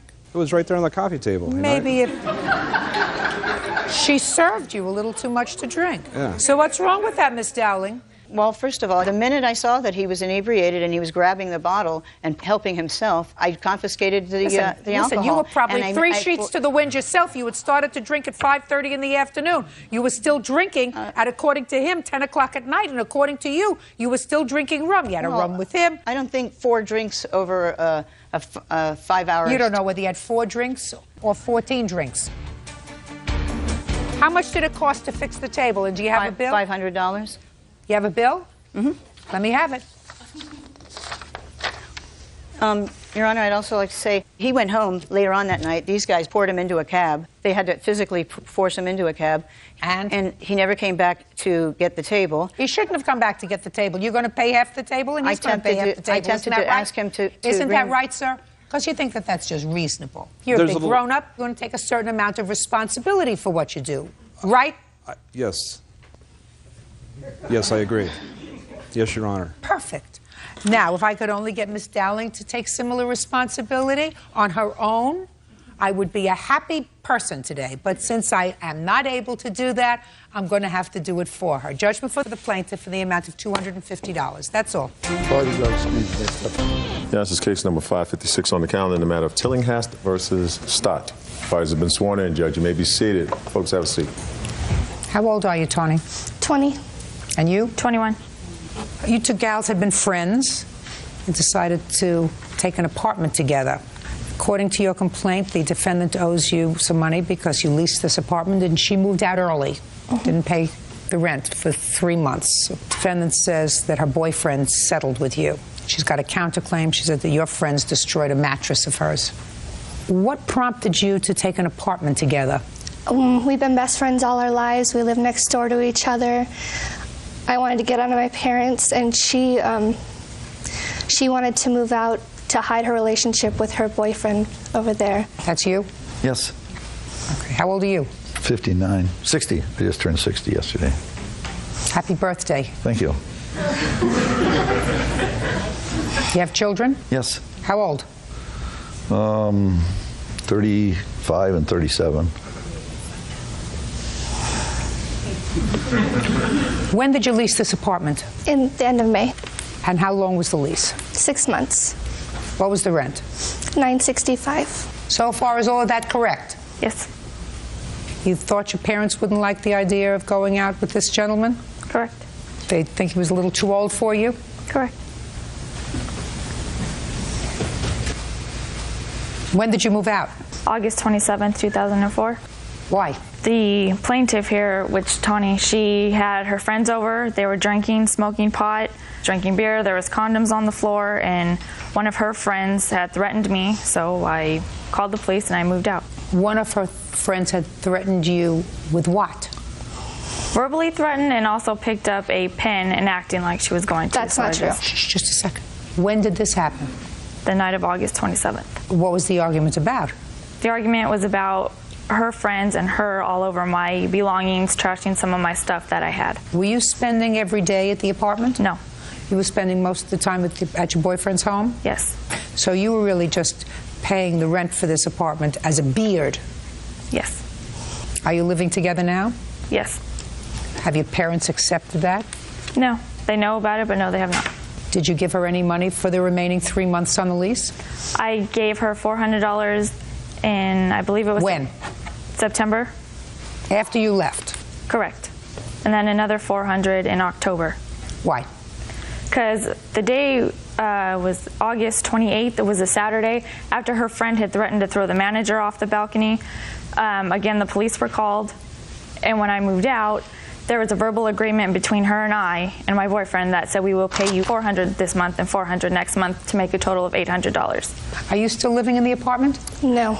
When did you leave? I left right after the lease because I couldn't afford it and my bills were past due. Tell me about your friends in the apartment. Do they spend a lot of time in the apartment, Tony? I have my witness, Ashley. She was in the apartment quite often because she was not doing well with her father, so she was there a lot. Interesting. Come on up. Talk to me. You're Ashley? Yes. You were spending a great deal of time in the apartment? Mm-hmm. How many days? 5 days a week? At least. And where did you sleep? In her bed. Whose bed? Tawny's bed. Tawny's bed. And where Yes. did she sleep? She slept in her bed also. Did you pay rent? No. After the defendant moved out, did you continue to go there 5 days a week? No. Why not? I was looking for a job over at my dad's house. When did you stop going over there 5 days a week? Right after all the mattress incident happened. You mean right after August 27th? Yeah. That's miraculous. So you mean right after all of this happened, you stopped going over there 5 days a week? Well, because the manager didn't want people over there that wasn't paying rent, and they said that you couldn't be over there more than 72 hours. She didn't want any conflict, so I just stayed there by myself most of the time and just went out when I wanted to be with my friends. What were you doing at that time? Go to school? No, I just do housework and clean up at her house. She'd go to work and I'd stay there and do all the chores and laundry and clean. We had planned. What, are you kidding me or what? How old are you? 18. You get over on this baloney with your family? Huh? No. So what makes you think you're going to get over with this baloney on me? I mean, do you think that they hire me because I'm stupid? No. You think that they pay me all this money because I'm an idiot? You want me to believe that you're a house cleaner in her house. Is that what you want me to believe? That's what I do. What? That's what you do? Yeah. No, she just stayed with me. She was trying to look for a job, and in the morning she'd clean up, and help me out. What? She was helping me out by Are you a big slob? Why No. should you? You're one person. You're one person. Why should you need to have a brigade of people to take care of you? I was just helping her out because she needed a job and she couldn't stay with her dad, so she stayed with me a lot. Right. That wasn't the arrangement, Tawny, my dear. The arrangement with her is it's her apartment and yours. You want her to pay half the rent. You pay half the rent. The two of you live there, not the two of you and anybody that you feel sorry for. So for half the time that she was paying rent and not living there, she was living there. And then miraculously, Ms. Smarty Pants says that the day after this incident, when she left, she all of a sudden decided she could stay at home with her parents. She actually went and stayed with her grandma for a while. Good. Judge Judy continues in a moment. You're talking to your parents? Yes. Great. Keep that open. That's the one constant that you have. And later today, He got very angry because I wasn't interested in dating him. He threatened my job. He threatened my life. He said, I know where you work. I know where you live. And I hung up the phone on him. real cases, real people. Judge Judy. Tawny Tillinghast says her former best friend, Tiffany Stott, owes for breaking a lease. Tiffany says Tawny's partying forced her out. She paid you. She came home. She found things going on there that she didn't like, people living there that weren't supposed to be living there, and she was gracious enough to pay you for 2 months, or a substantial part of it for 2 months, and she wasn't there at all. She was never there to begin with. I got it. I got it. That's why you had the apartment to yourself. You could invite anybody who you wanted to come on over and live there, which you did. So she was very nice to you. You should have started to advertise immediately when she moved out to get a new roommate. Did you do that? I tried to see if any of my friends... Did you advertise for a new roommate? It was only a one-bedroom. No one wants to share a one-bedroom. Okay. Now, are you pursuing your counterclaim for the ruined mattress? I don't need to. Once she brought this upon me, I figured I might as well bring something upon her. Well, by bringing it upon her, you're also visiting it upon Bird and me. You don't want to do that, do you? No. Perfect. What do you do? I'm an office manager. You're talking to your parents? Yes. Great. Keep that open. That's the one constant that you have. Okay? Okay. Good. You withdrawing your claim for the mattress? Yes. Perfect. And your case is dismissed. That's all. Parties are excused. You may step out. This girl is my best friend since I've known her forever. She let some 60-year-old man change her into someone she was not. I remember telling Tiffany, I said, watch it because Tanya is kind of wild. Pot, smoking. I did party. What can you say? I'm like a regular 20-year-old. I'm not like a 20-year-old dating a 60-year-old man. She was arrested at Mervyn's for paying for stealing merchandise, and she was ordered to pay. She used to be sweet. Now she calls me and yells and harasses me on the phone with him whispering in the background, telling her what to say, you know. Tanya said she had changed. That's fine. But obviously she hadn't changed. And now the next case. All parties in the matter of Haynes versus Lang. Step forward, please. County Inspector Douglas Haynes is suing his former friend, event coordinator Kimberly Lang, for the return of furniture he loaned her. Kimberly claims Douglas gave her the furniture. Mr. Haynes, you and the defendant had a friendship, according to what I read. You met at a car dealership and you had dinner a couple of times. And it is your claim that you loaned the defendant some furniture that you had because you were doing some remodeling in your house or garage. And you now want the furniture back. Yes, Your Honor. Ms. Lang says that you never loaned her this furniture. You said that you were getting rid of it, but you'd like to have it. She said yes. She did in fact take the furniture because she was new to the area and didn't have any furniture that she had brought with her. That it was not a loan, but a gift. First, show me the furniture that you allegedly loaned to her.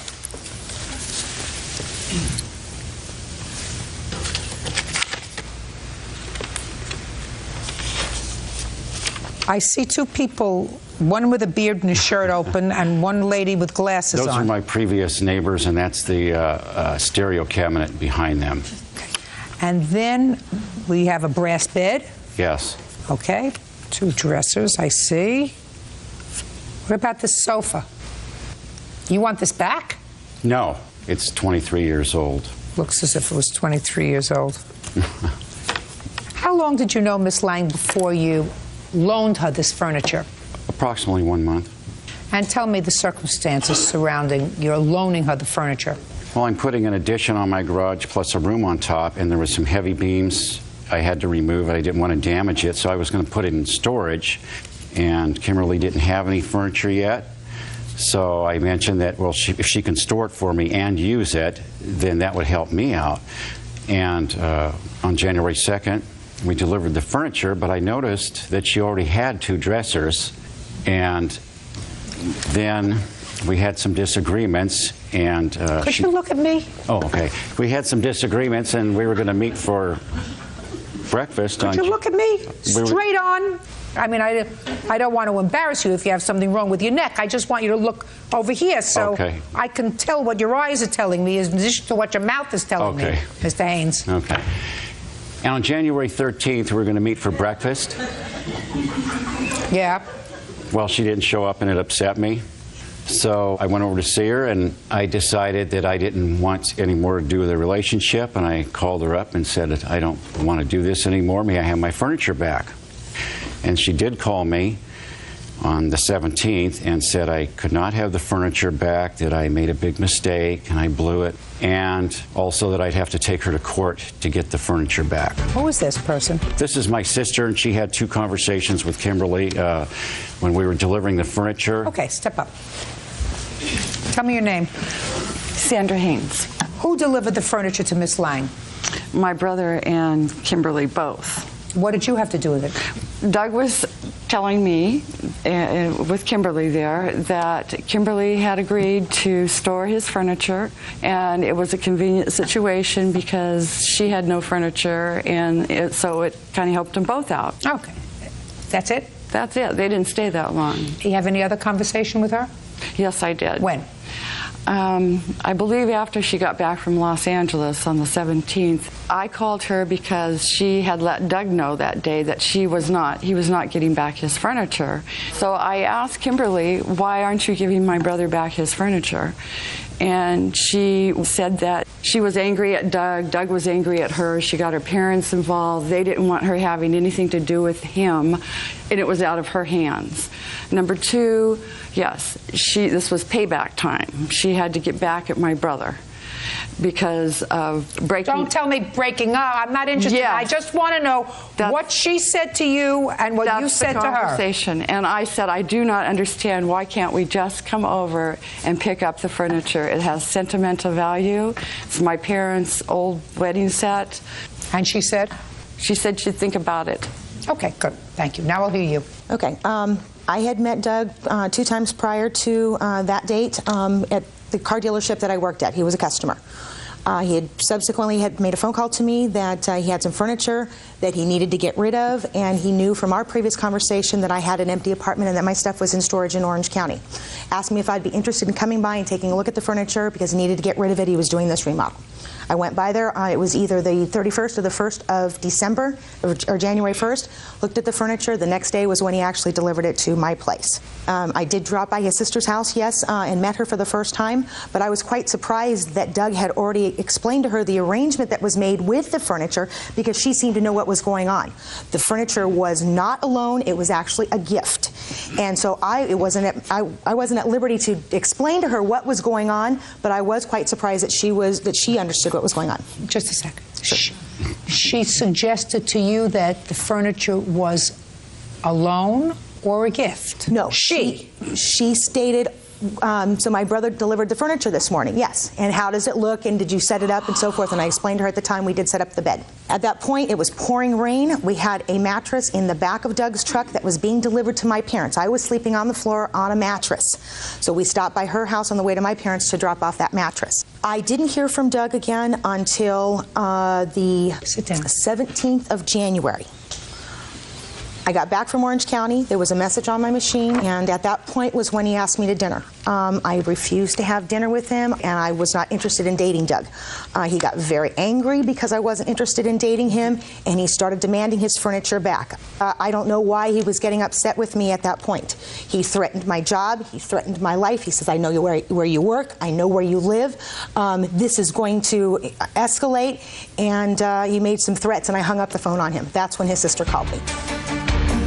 Miss Lang, yes, you sound like an intelligent lady. Thank you. He sounds, according to you, like a nut. Yes. And the only nexus that you had to this nut was these pieces of furniture that you had had for 15 days. Yes. Correct? Yes.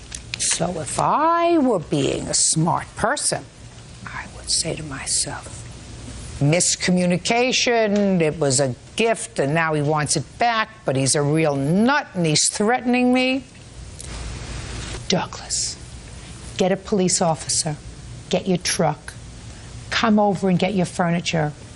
We now have nothing to do with each other. There is no reason for you to call me. There's no reason for you to have anything to do with me. That's what a smart person says. Under normal circumstances? Not a stupid person who says, now I'm dealing with a nut. You're right. And I have furniture that I've had for 2 weeks. Furniture that belonged to your parents may have some sentimental value to you, sir. It's junk. I mean, I've looked at it. It's junk. The only thing that looks anywhere that somebody might want to keep is this brass bed. And I may not be a furniture maven, but I have a pretty good eye.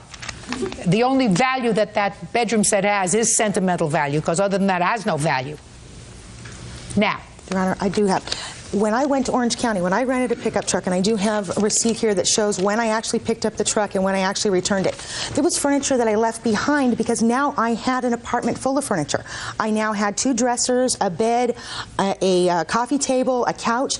There were things that I left behind in storage. So when Are you telling me, Ms. Lang, that the couch you left behind was not as nice? No, I didn't have just a second. The couch that you left behind was not as nice as this couch? Is that what you're trying to tell me? That's not what I'm saying. I did not have a couch in storage. Right. I mean, I was a little confused. give him back his furniture. Now. Thank you. And say, I'm going to borrow that mattress from my parents again if I have to have a mattress to sleep on. But I don't want Mr. Haynes in my life. I don't want his sister in my life. I don't want this nut calling my job. I just want it over. And I'm going to give him back his parents' furniture so he can put his underwear in it, and give him back his brass bed so he can sleep on it. And I don't want to have anything to do with me anymore. Is that fine, Douglas? Yes, Your Honor. Perfect. Parties are excused. You may step out. Thank you. Your Honor, this is case number 568 on the calendar in the matter of Rast versus Trenholm. Thank you. Parties have been sworn in, Judge. You're welcome. Have a seat, y'all. Mr. Trenholm, you and the plaintiff knew each other. She was buying a condo or a co-op? I had previously bought it. I bought it in February. And you made an arrangement with her for you to rent a room in her condo. According to Miss Rast's complaint, she was going to be out of town for a few days prior to your moving in. Yes, Your Honor. But because you were friends, she said, why don't you move in some of your stuff even before the lease period starts? I'm not going to be there. So far, are we on the same page? Well, no, Your Honor. Actually, she said that I could move into the premises early myself. Oh, that To be was even attendance. nice. Just a second, that was even nicer. Yes. Chantam. So she was a great gal, and you moved in. When did you move in? On the 13th Of June of 2004. And what furniture did you move in with, sir? I moved in a guitar. I moved in a... Just a second. Can you sit on it? No. What You could, but I furniture don't did think you that would be move in? comfortable. I said. I moved a portable fold-out chair that turned into a bed. I moved in a couple of other chairs, some lamps. Clothes? Clothes. There's a couple bags of clothes there. And then... Bags? You mean suitcases? Yeah, or suitcases. shopping I had packed all my clothes up. Now, at some point, you had a few guests over. Yes, Your Honor. When was that? That was on June 18th. It was a few days prior to my birthday, and I invited a few friends over to watch the Red Sox game and celebrate my birthday. So you were at that point a tenant. Yes. How much rent had you paid? None. Tenants pay rent. They do, but we had no written Mr. contract, Your Trenholm. Honor. You don't have to have a written contract, Mr. Trenholm. You can be a month-to-month tenant without it. But as long as your behind is in her apartment and you say that you were going to be a lessee, you're a tenant. Yes, Your Honor. Tenants pay rent. But she had told me verbally, we had a verbal agreement that I could move in early, and that would not be the case because she knew that I was already in another lease. So it was in her goodwill that she allowed me to move in. So you weren't a tenant. I guess legally, no. You were an invited guest. I was a guest. I love when I can reel them in. I love when they get reeled in like fish. Remember, Bert, do you remember when you were a kid, they had those games at, I don't know if you ever went to Coney Island. You go to Coney Island? They had those fish tanks, and they gave you a fishing pole with a magnet at the end, you know, and you leaned over and you tried to catch as many as you could. Yeah. I liked that game as a child. All right, now back Bigger to you, fish. Mr. Trenholm. So you had a few guests over to celebrate. What national holiday were we celebrating on the 18th of June? My 22nd birthday, Your Honor. Did you provide libation for this group? Meaning? You'll have to forgive me, Your Honor. Libation, drink. I'm a music student. Drink, Yes, yes. Drink, libation. It's a word. It's English. Yes. What kind of libation did you provide for this group? I didn't go out and buy any because there wasn't going to be high volumes of people there. Most of my friends, the few that came over, brought their own. It was kind of like a bring your own alcohol type of thing. Give me the approximate age of these people that you invited over. The youngest one was me, being 22, going up to the oldest one, Mike, who's 26. How many were 22? 3. How many were 23? 2, I believe. I think maybe 123, 124, actually. And how many were 25? None. You were the oldest. He has my age wrong. I was actually 24, and my girlfriend is 26. One girlfriend. Yes. She looks young. Oh, shh. I'm not finished. Your name is? Mike Schaefer. Mike. Step up here, Mike. Mike, how did your girlfriend feel being the only woman there? She wasn't the only woman there, actually. Really?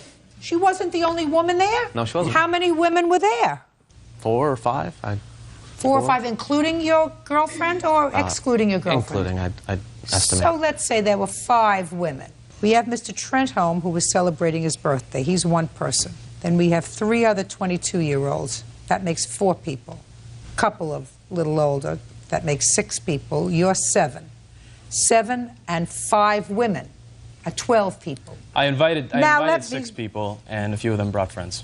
Girlfriends. Oh, well, that's why I was just looking here, because you seemed to suggest that there were just a few people. So that's a big gathering. And all these people brought their own alcohol. Yep. What did they do for food?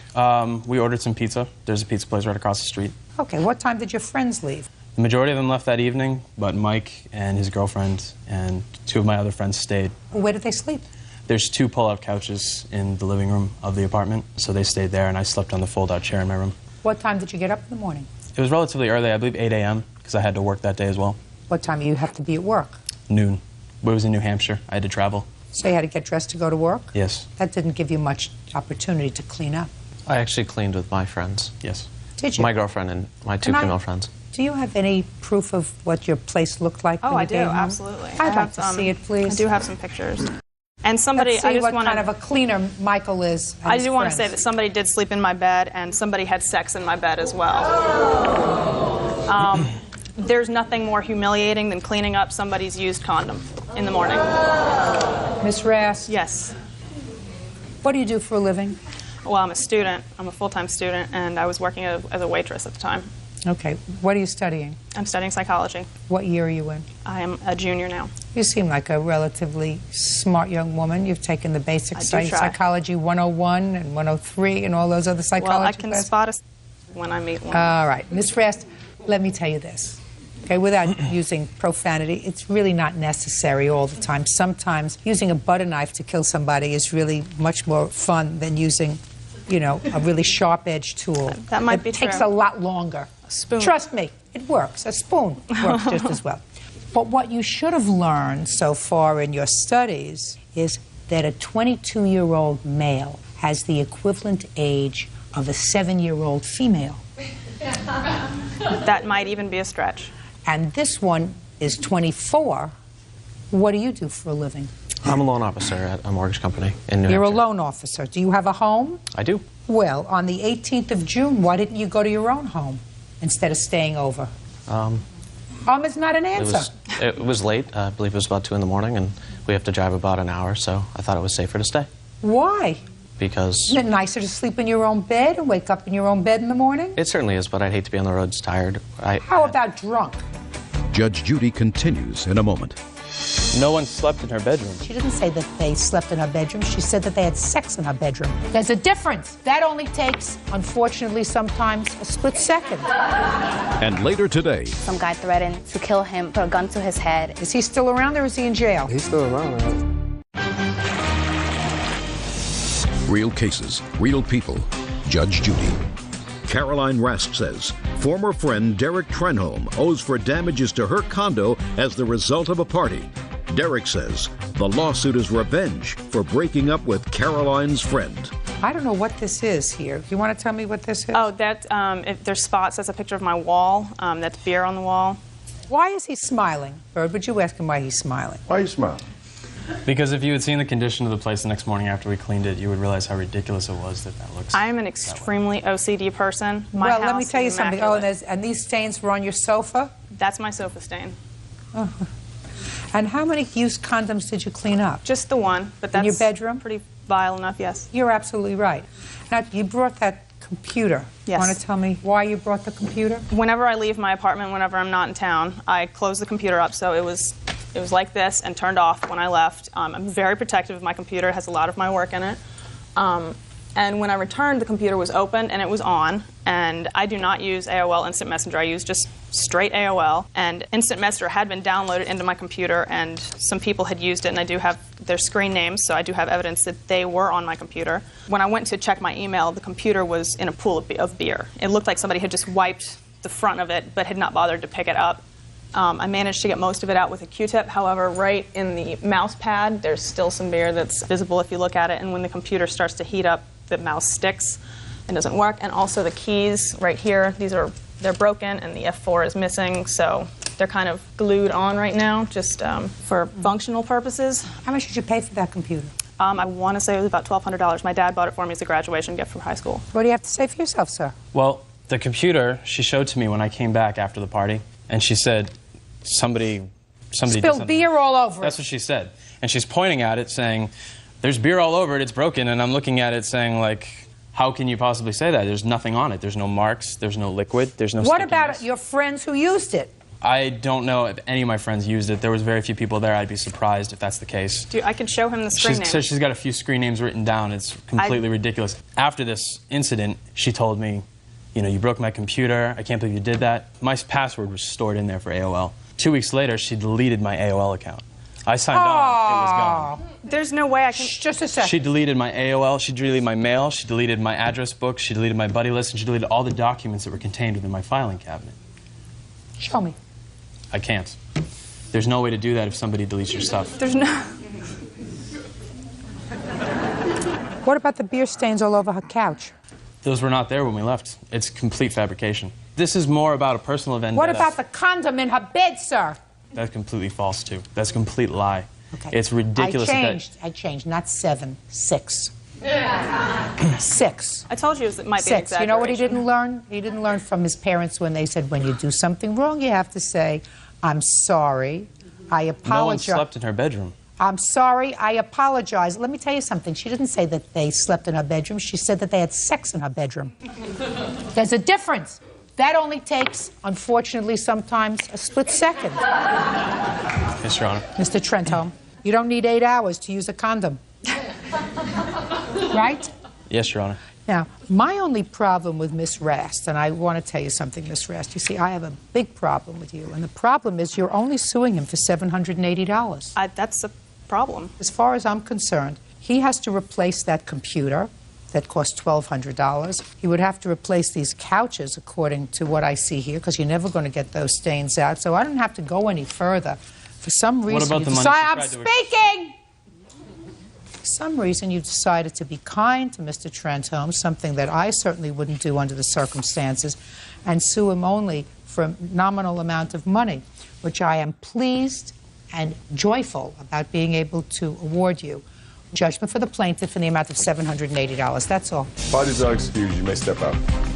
I should have been suing him for a whole lot more for the cost of the computer to get fixed, as well as the damage in the apartment. When you tell big enough lies, people listen to that over the truth. I think that she just decided she'd lie and so that she would win the case. I don't care if he was having, tea with the Queen. I don't care if he was having lunch with the Mafia. The moral of the story is he damaged my apartment, and he should have to pay for that. And now the next case.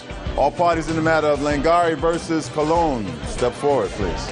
18-year-old student Nydia Langari is suing her ex-boyfriend, 21-year-old promoter Hector Cologne, for money loaned and the cost of a necklace. Miss Langari, this young man used to be a boyfriend of yours, and you, according to you, loaned him some money. One small loan was for him to remain alive since somebody was after him because he owed them money. And the other loan was for some clothes that he wanted, clothes and shoes and stuff. And then you found out that he wasn't the man that you thought he was. Exactly.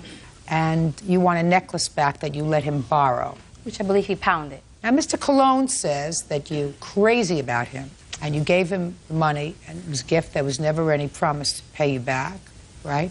Mm-hmm. Because you are a special guy. You are a prize package. You are a unique man.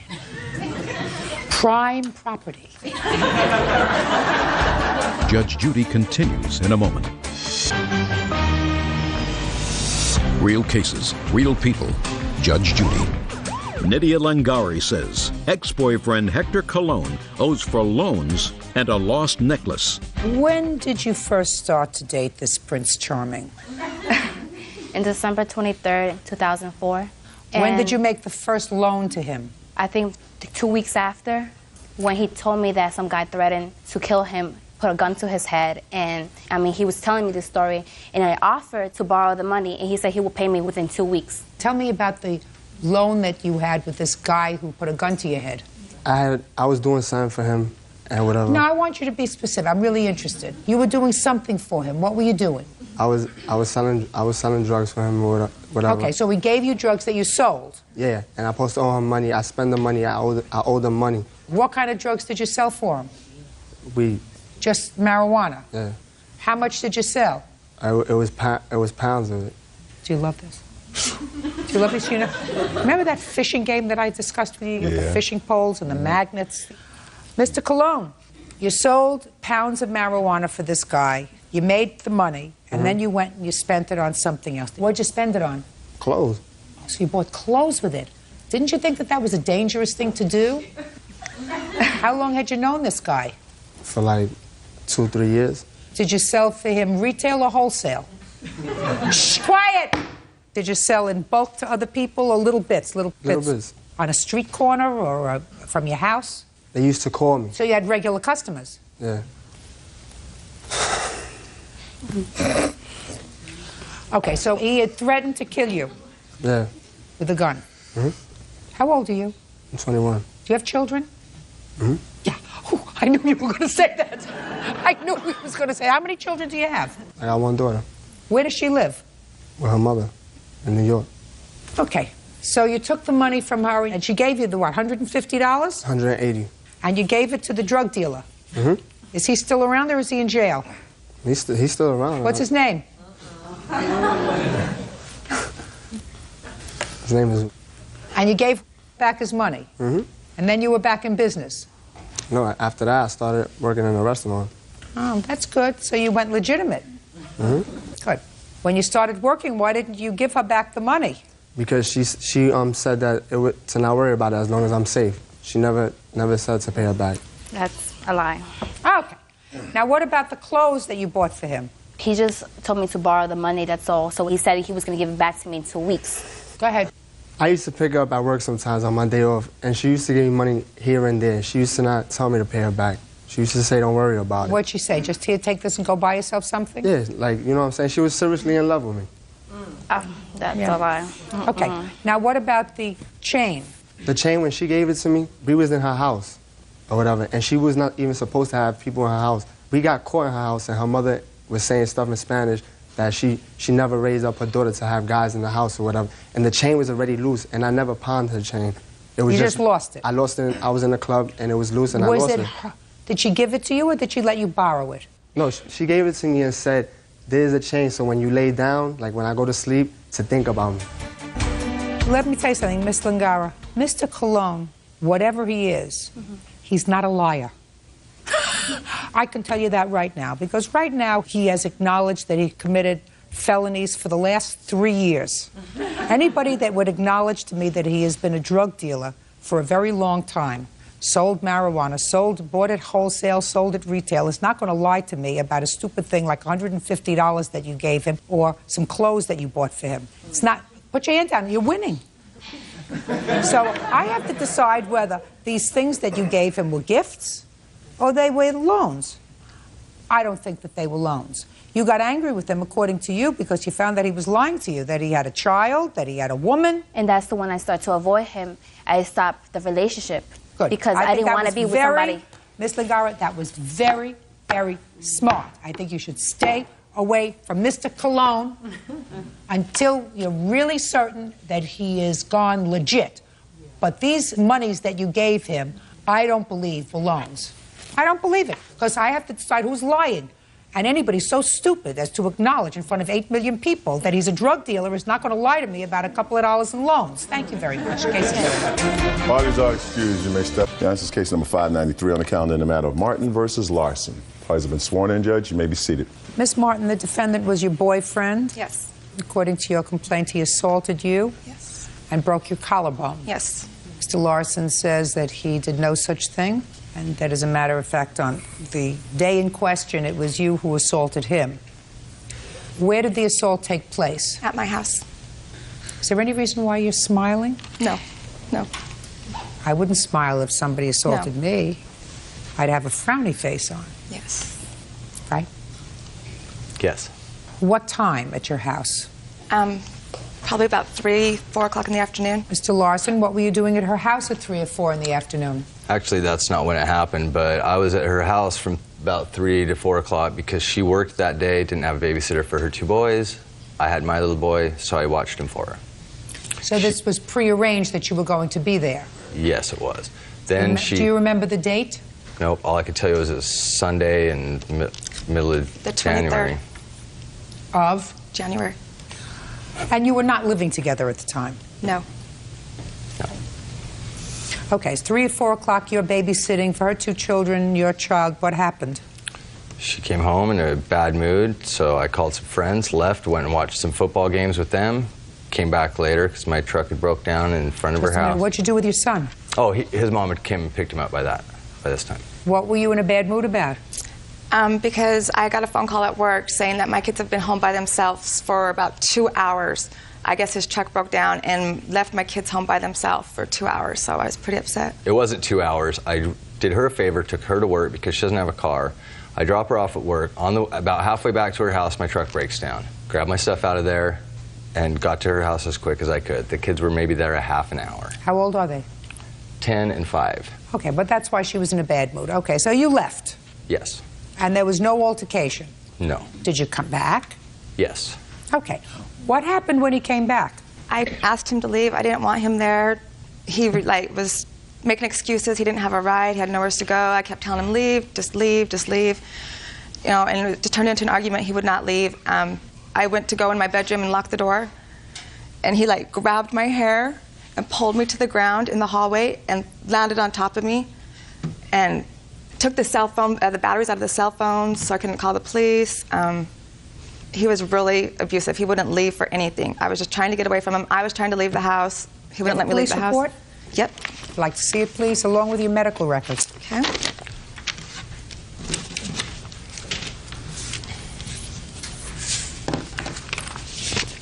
My neighbor is the one that actually called 911.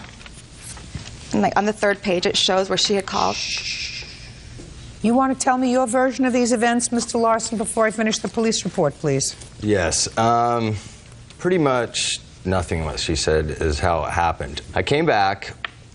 You know, I didn't think that there was going to be an altercation. I just left earlier.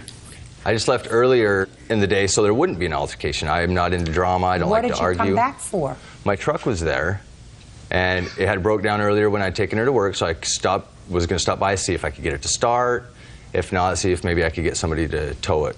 Okay, but the truck was outside. You didn't park the truck inside the house, right? Right, but I didn't think we'd get in an argument going in the house. But you had already had an argument. You said she was in such a bad mood that you left. She was in a bad mood. We didn't necessarily argue. I just ended up leaving before we did argue. Okay. And the next thing I know, I found some stuff laying around her house that I confronted her about, namely some checks of mine that she'd taken and written, forged my signature on. I asked her now about when had you found those items? that day when I was babysitting the kids. I found them. And it wasn't the right time when she got off work. Just a second. Okay. So before she got home in this bad mood, you had been snooping around the house. Something like, yes. And you came across some items that distressed you, like checks of yours that she had forged. Yes. Well, that would make me very angry. Angry. Yes, that would make me angry. No, I was more shocked. Shocked? I wasn't really angry at all.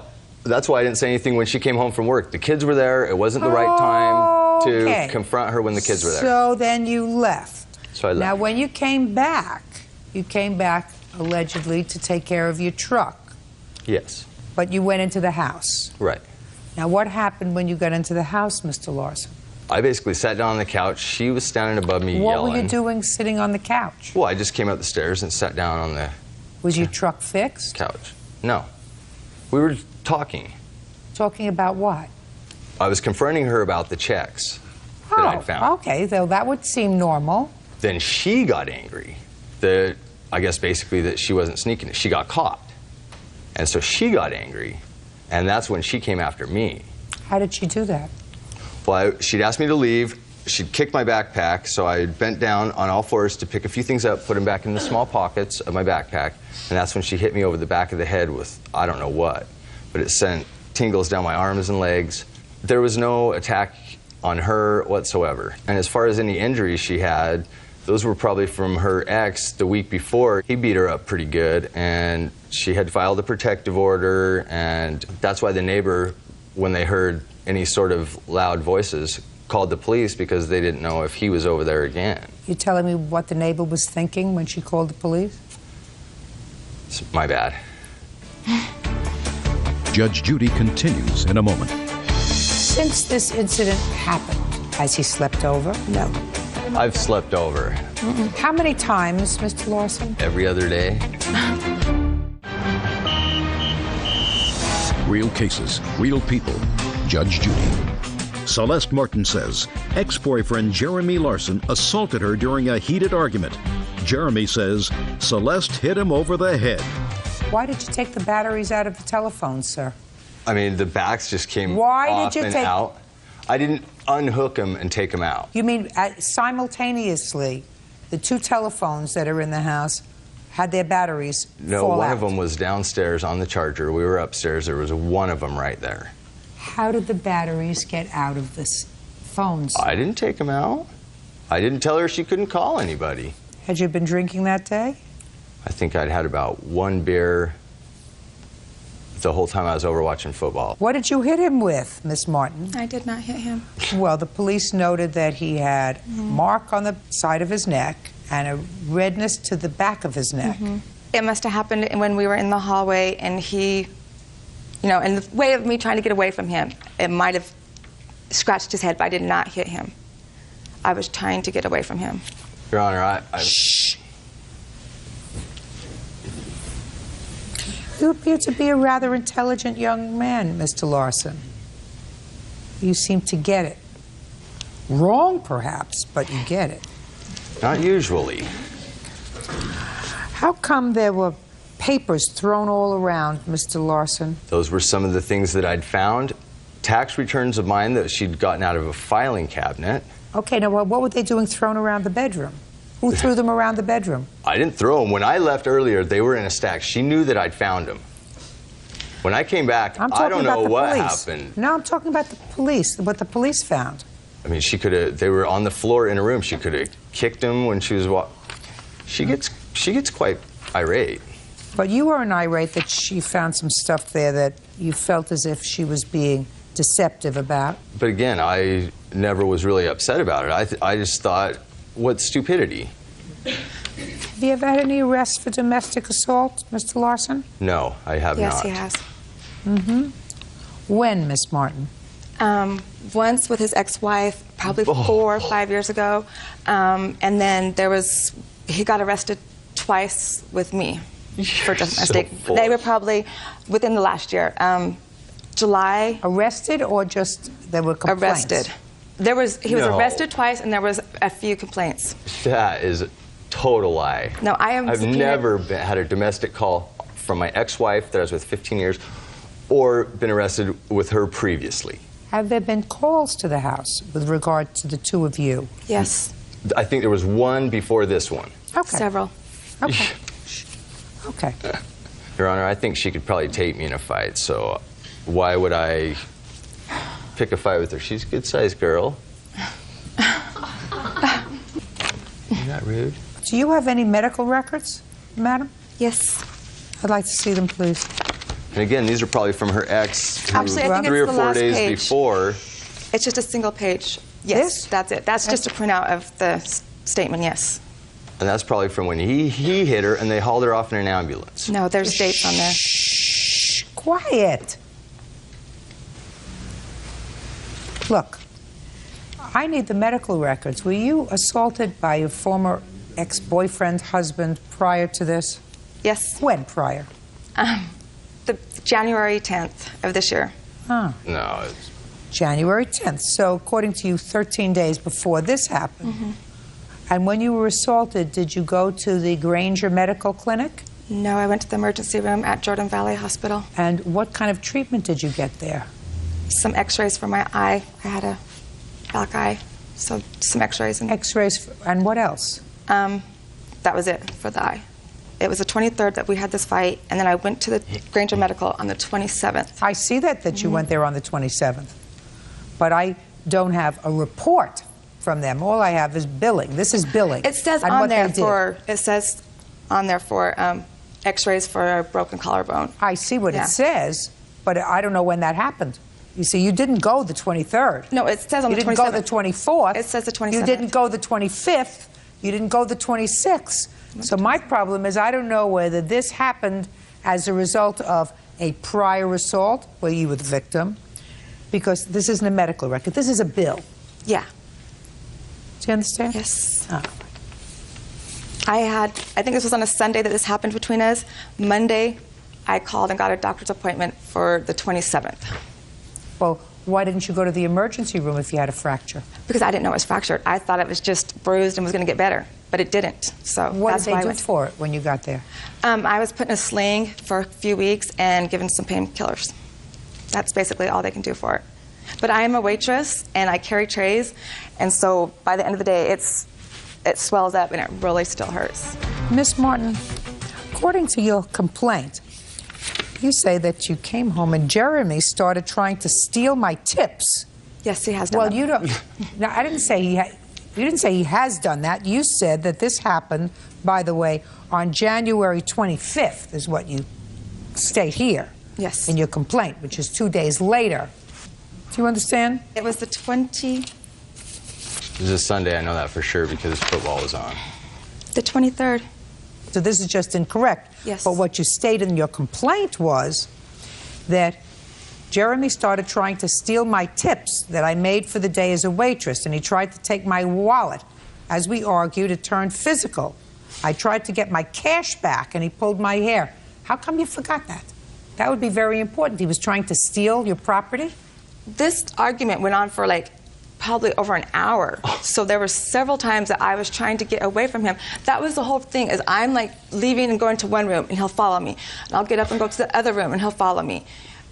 And he has stolen my tips and my wallet several times. I don't care what he's done. Listen to me. What he's done in the past is irrelevant if you took him back and you had him watching your children that day. So it doesn't make any difference to me if you determine to live with him. Okay, I did not ask him to babysit my kids, actually. I did have a babysitter. The reason it came about, his little boy and my little boys are really close. They like to spend the weekends together. So he figured since his little boy was going to spend the night, he's like, well, I can just babysit for you. And I was like, well, I have a babysitter. He's like, well, it's okay. To save an argument the night before, I was like, okay, whatever, babysit. Just a second. Did he sleep over the night before? Yes. Since this incident happened, has he slept over? No. Since this incident happened, have you seen him socially? Yes, probably. When? Probably about a month, 2 months ago. About a month ago. I've slept over as well. Mm-mm. How many times, Mr. Larson? Probably at least every other day. No. When was the last time you slept over, Mr. Larson? Probably 3-4 weeks ago, maybe. Tell me about it.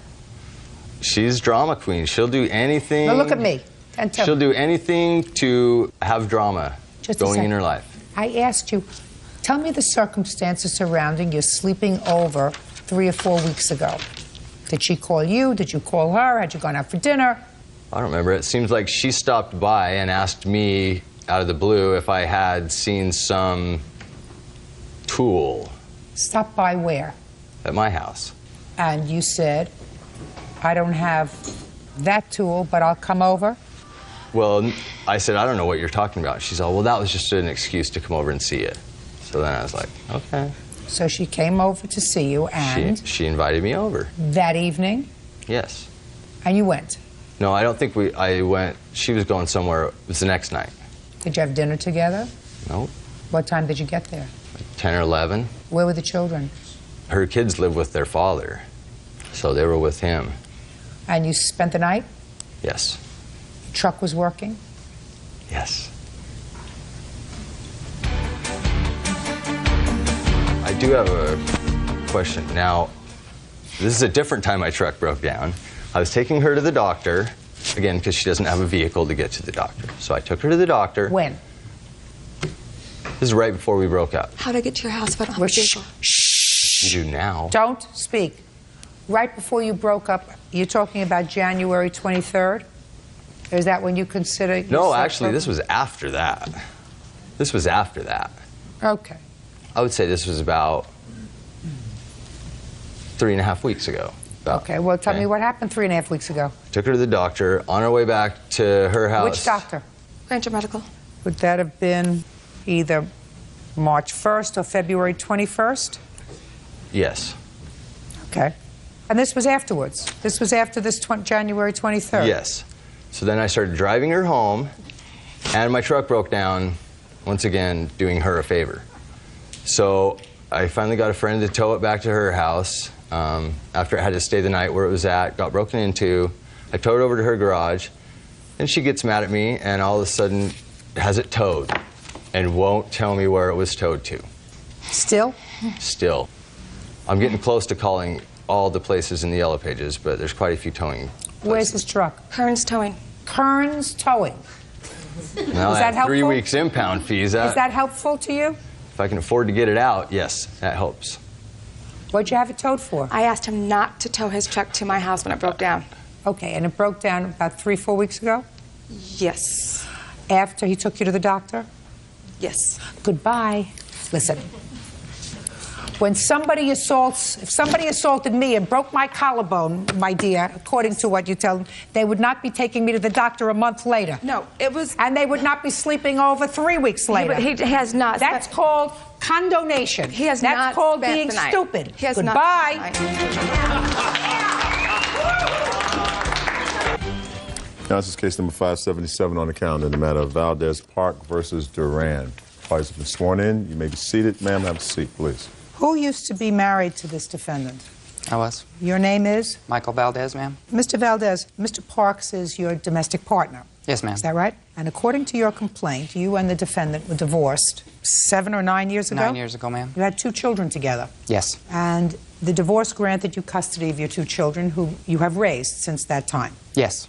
It is your claim that your former wife, because she is not happy with your lifestyle, has called in a series of false reports to Child Protective Services, and you want to be compensated for that harassment. Yes, ma'am. In addition, she forged your name to a housing application, and she indicated that one of the children who was in your custody, because you don't have any other children, is that right? I have a little girl, but she's in Virginia right now. Well, you don't have any other children No, with him? just gave me. And she needed to have some child that was in her care in order to get an apartment, so she forged your name to an application that indicated that your son was in fact living with her. Yes.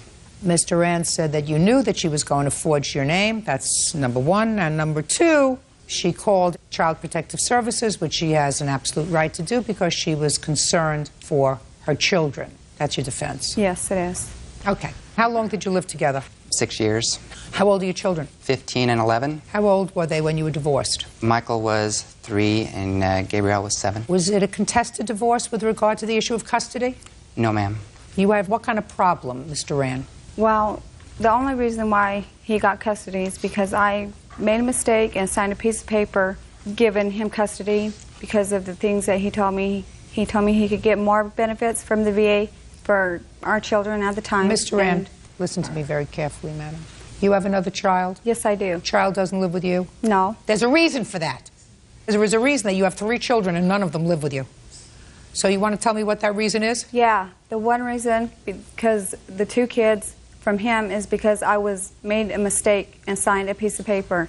The second one was I was in an abusive relationship and left the state of Virginia with my child to take care of her. So what you're telling me is it's somebody else's fault that you don't have custody of your 3 children. Is that what you're telling me? It's my fault because I left the state of Virginia. Somebody else's fault because you were in an abusive relationship, because he told you something that was not true. That's why you don't have custody of your children. You ever been in a drug rehab program? No, I haven't. Do you need one? No, I don't. Have you ever been drug tested? Yes, I have. By a court? Yes, I have. Have you ever had a positive drug test by a court? When was the last time you had a positive drug test by a court? A year ago. And what was it positive for? Marijuana. Anything else? No. When was the first time you were drug tested? A year ago. That was the only time you were ever drug tested by a court? Yes. In conjunction with what? Your custody, visitation, what? It had nothing to do with that. You mean you just went to court to be drug tested? I called DCFS because of the things that they were doing to my son.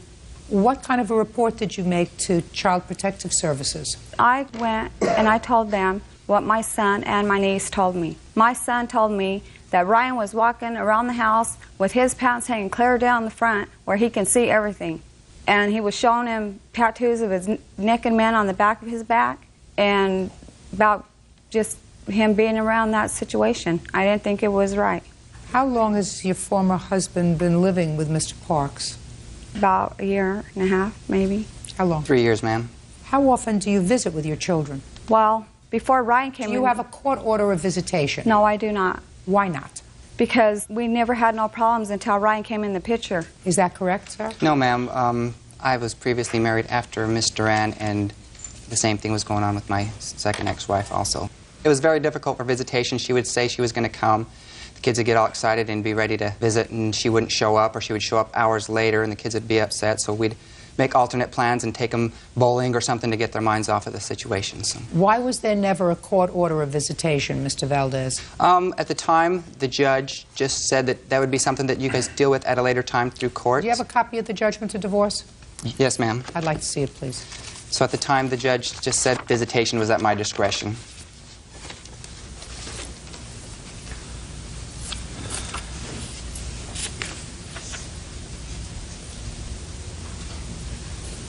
When was the last time you paid child support? We didn't have no set time when I was supposed to pay, but I bought my children stuff. So and are you telling me that in the 9 years that he's had custody of the children, you've never paid child support? Oh, yeah, I paid Well, that's it. what I want to know. How Yeah. much have you paid in child support? I don't know exactly how much I paid, but he went to ORIS a year ago, Ryan did, and told them that I didn't pay child support for a year, which is a total lie, because I gave him my kids stuff and I bought them stuff. Giving and that your was kids the agreement stuff, between us two. shh. Giving your kids stuff and buying them things is not child support. I'm talking about every week send them $75, $100, $150. And if your answer is, I don't send my children regular child support, and I have never done that, then that's what you answer me. Don't tell me you send them clothes. Okay, well, my answer is I don't have a document, but yes, they were garnishing my checks. So when was the last time that I you would paid say child about support? 6 months ago. But let's say that's true. Why haven't you paid child support in 6 months? I haven't talked to these guys because they give me a hard time seeing my kids. I meet my daughter at the mall and I go buy her what she needs, take her to eat and stuff, and that's what I've been doing. That's neglect. How could it be neglect? That's neglect. How? When you don't support your children, that's neglect. Judge Judy continues in a moment. Listen, try to open up your ears. I am. They are Put open. on your listening I ears. am. They do not want to be in your custody. And later today, Why in the world would you do that? Or why in the world would you get on my hood and kick my car? Because you acted like a fool, Mr. Ahern. real cases, real people. Judge Judy. Michael Valdez and his boyfriend Ryan Park claim Michael's ex-wife, Marie Duran, filed false charges with Child Protective Services. Michael also says Marie is a deadbeat mom. How much money have you received from the defendant since you've had custody of the children? Approximately, in the last 9 years, only like $2,000. And did you receive that as a result of income deduction orders? Yes, and income tax. They held their income tax. Is there currently a child support order? Yes, ma'am. May I see the order, please? We went to court and I agreed to go below the state standard for the child support.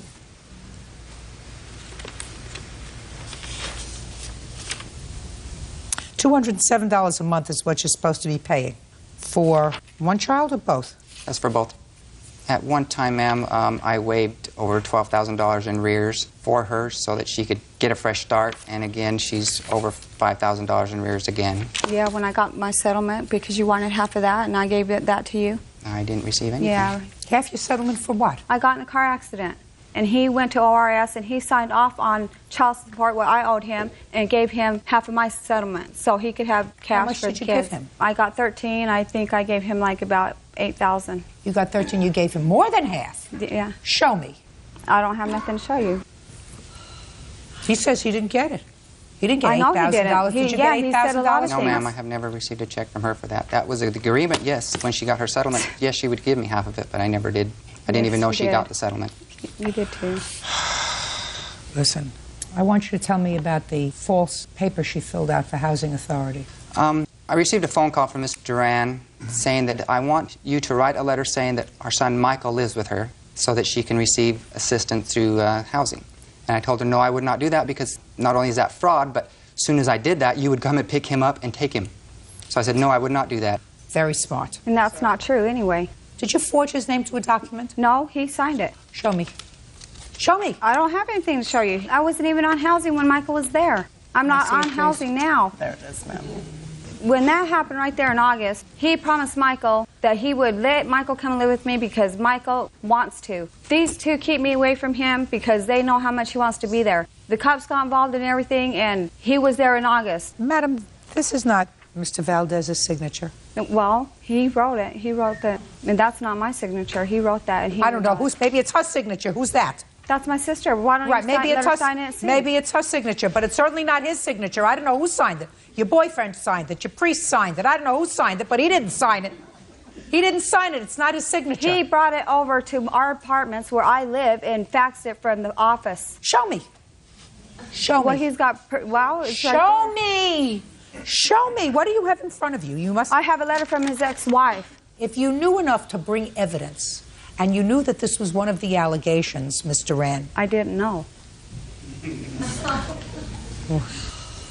How many calls to Child Protective Services did she make altogether? Exactly, I don't know. There's been some that they didn't allow her to do the protective orders, but there's been 3 protective orders put against me or Mr. Park. Can I see them, please? Yes. Were they temporary restraining orders? Yes, ma'am. Any one of them culminate in a final protective order? No, ma'am. They've all been dismissed. Or... May I see them, please? DCFS. And also there's a dismissal in there that Ms. Duran has filed once again to dismiss the case. Well, the only reason why I filed through them anyways is because for my son's sake and for his safety. Nothing came of your nothing came of it, but... Nothing came of your allegations. Yeah. Children's Services followed through with each of your allegations, and nothing came of it. The children still remain with their father. Is that right? Yeah, but they don't want to. I guarantee you, madam, if your children didn't want to be with their father, they wouldn't be with their father. They're 13 and 15 years... I'm speaking. They're 13 and 15 years old. Yeah. And if your children didn't want to be with their father, they would not be. And that's why my kids threaten now to run away, that they're going to run away. Listen to me very carefully, Ms. Duran. You abdicated your role as a mother 9 years ago by allowing your children to stay for the last 9 years with their father. They don't want to be with you. They're 13 and... I'm speaking... They're 13 and 15. They have been interviewed by Child Protective Services on no less than... I'm speaking. Listen. Try to open up your ears. I am. They are open. Put on your listening ears. I am. They have spoken to Child Protective Services in the privacy of offices, not around your former husband or his companion. If they wanted to be in your custody at their age, the court would listen to them. They do not want to be in your custody. They have had an opportunity on no less than 3 occasions, according to these 3 reports. They didn't ask them if they wanted to come and live with me. They asked them what I reported to them and what was going on. Are you listening to me very carefully, Ms. Duran? When your children were asked whether they were being abused, I'm speaking, neglected, or in any way put upon by either their father or his companion, neither one of them said that they were. Neither one of them, when they had the opportunity of speaking in private to child protective workers, said to the worker, I really would prefer to live with my mother. They don't have to ask that question. Children who are 13 and 15 are more than capable of making that statement without it being as a result of a question being posed to them, Ms. Duran. They don't want to go and live with you because you are a neglectful parent. Real cases, real people. Judge Judy. Michael Valdez and his boyfriend Ryan Park claim Michael's ex-wife, Marie Duran, filed false charges with Child Protective Services. Michael also says Marie is a deadbeat mom. Listen, it sounds to me, Mr. Valdez, that your children have been through a great deal. Yes, I agree. A great deal as a result of their mother's behavior, and a great deal as a result of your behavior as well. Would that be a fair statement? Yes, that is a fair statement. I mean, without going into particulars, you've been married twice, as far as I know. You finally got your identity straight, right? Yes. Now you know what it is, so you're not going to get married again. I assume that that's true. That's true. But your children have borne witness to the whole process. Yes. So, your children have certain emotional scars as a result of all the processes that they've seen. Their mother's neglect, their father's searching, and whatever happened during the course of that process. And I assume that if your children aren't in counseling, that they will be. They have been, and the counselor said that he didn't see a reason to see him any longer. Good. How long were they in called the counselor I'm and he speaking. How long were they in counseling? 6 months. When? It was been over a year. And currently they are both seeing the psychiatrist at their individual schools. Ms. Duran, I am going to suggest to you, madam, that if you were smart, you would petition the court to allow you to be engaged in conjoint therapy with your 2 children so that they can let you know in the presence of a therapist exactly how they feel. Would you have any objection to that? No, ma'am. I'm certain that it would be good for the children. I agree. And if she doesn't want to do that, that's her prerogative. But listen to me. You don't have a case against her. She doesn't like your lifestyle. She doesn't like what she hears. I assume that it's over. You're not going to file any more reports, are you, madam? I certainly hope not. Listen to me. I certainly hope. I'm speaking. You cannot listen to me when your mouth is moving.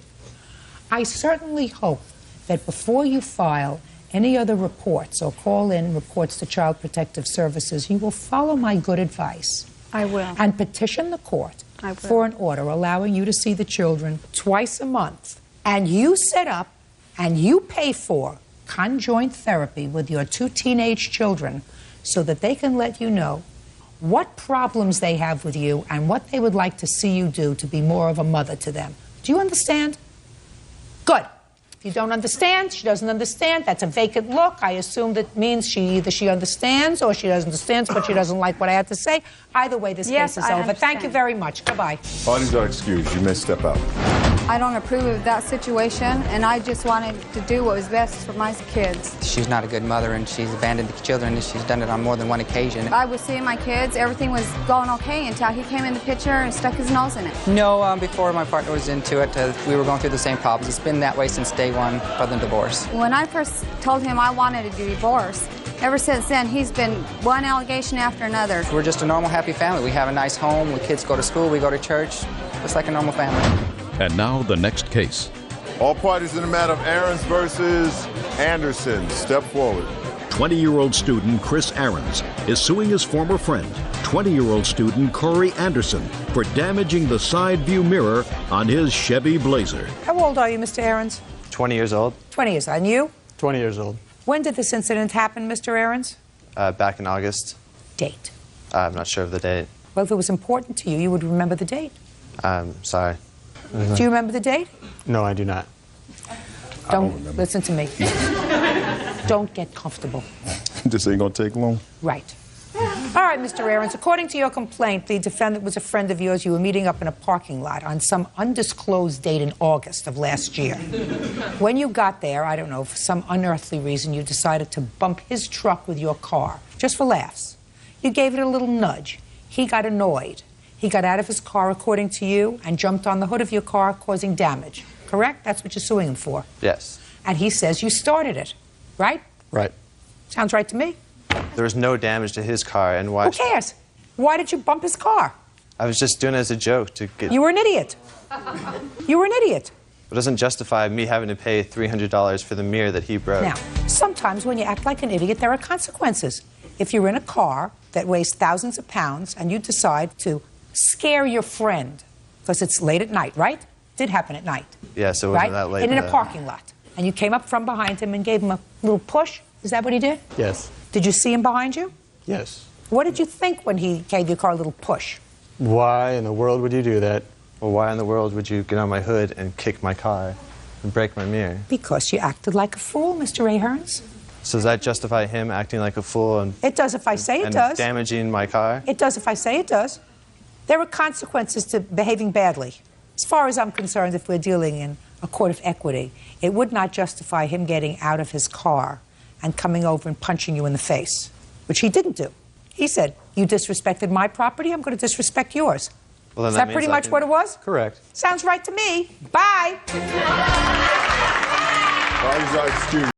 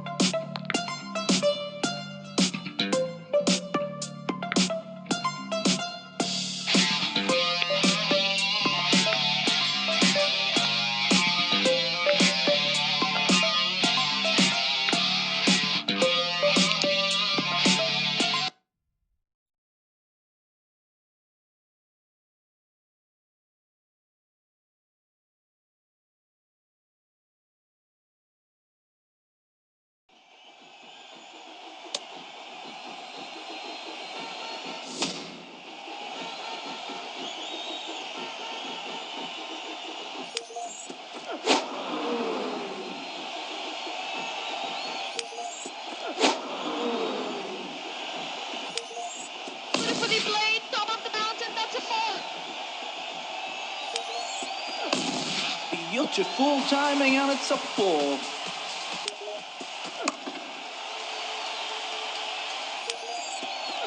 That's a cracking shot. No chance for the fielder.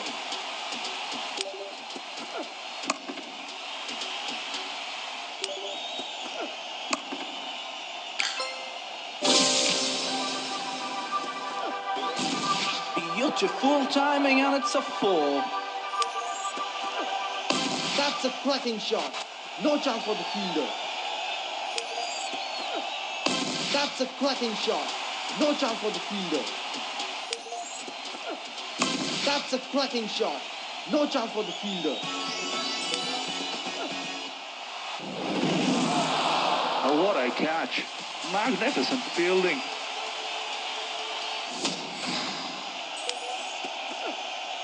Beautifully struck, and that's gone all the way.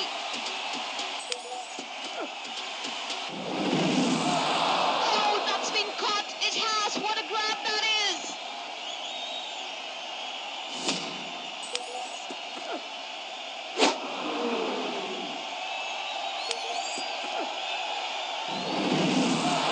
That is a mistimed shot, and he's gone.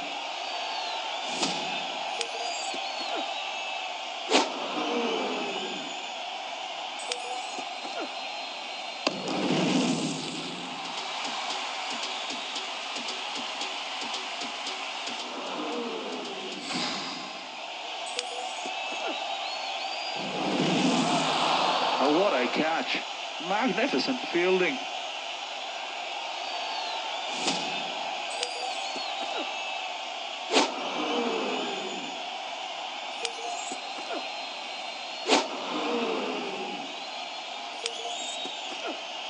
Beautifully played, top of the mountain, that's a 4.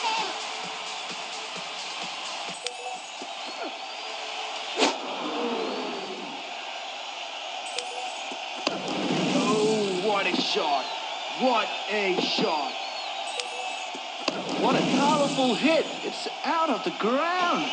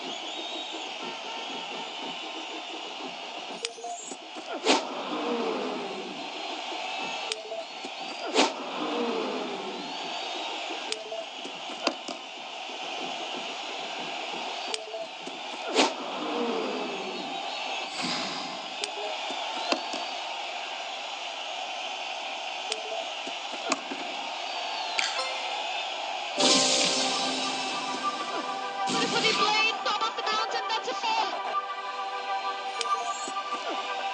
That's a cracking shot.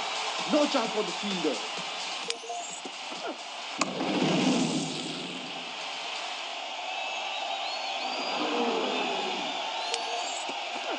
Crashed. As soon as he hit the bat, it was 4.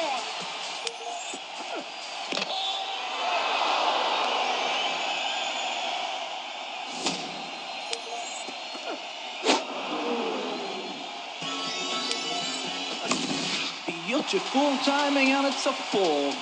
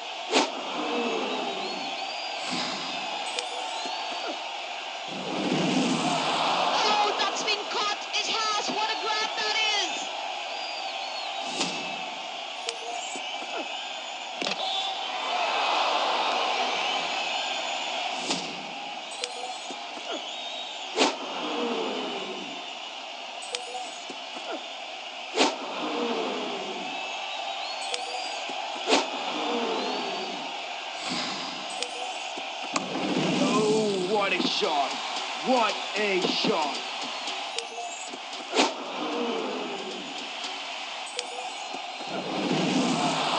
Oh, what a catch. Magnificent fielding.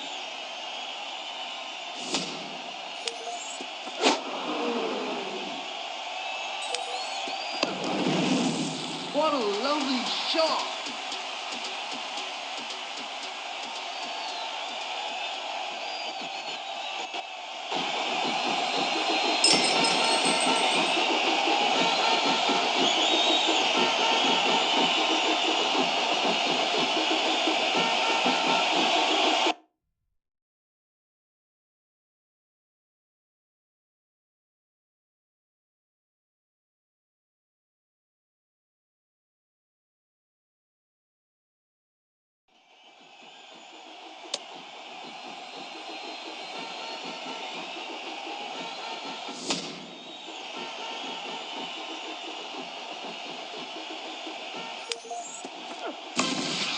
Beautiful timing, and it's a 4.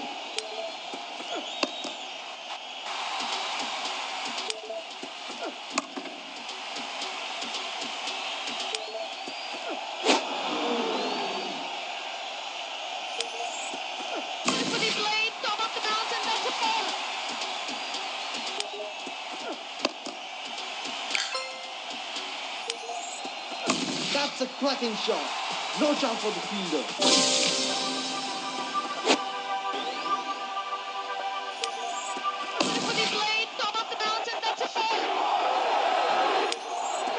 Flashed into the gap. Really good.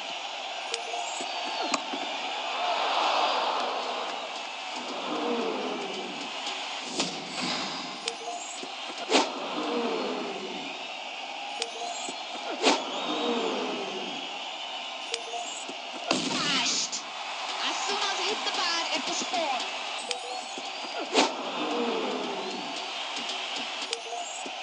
Pretty blade, top of the mountain, that's a 4. Flashed into the gap. Really good.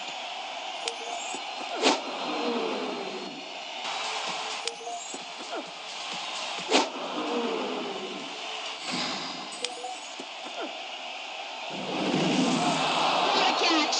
Brilliant catch.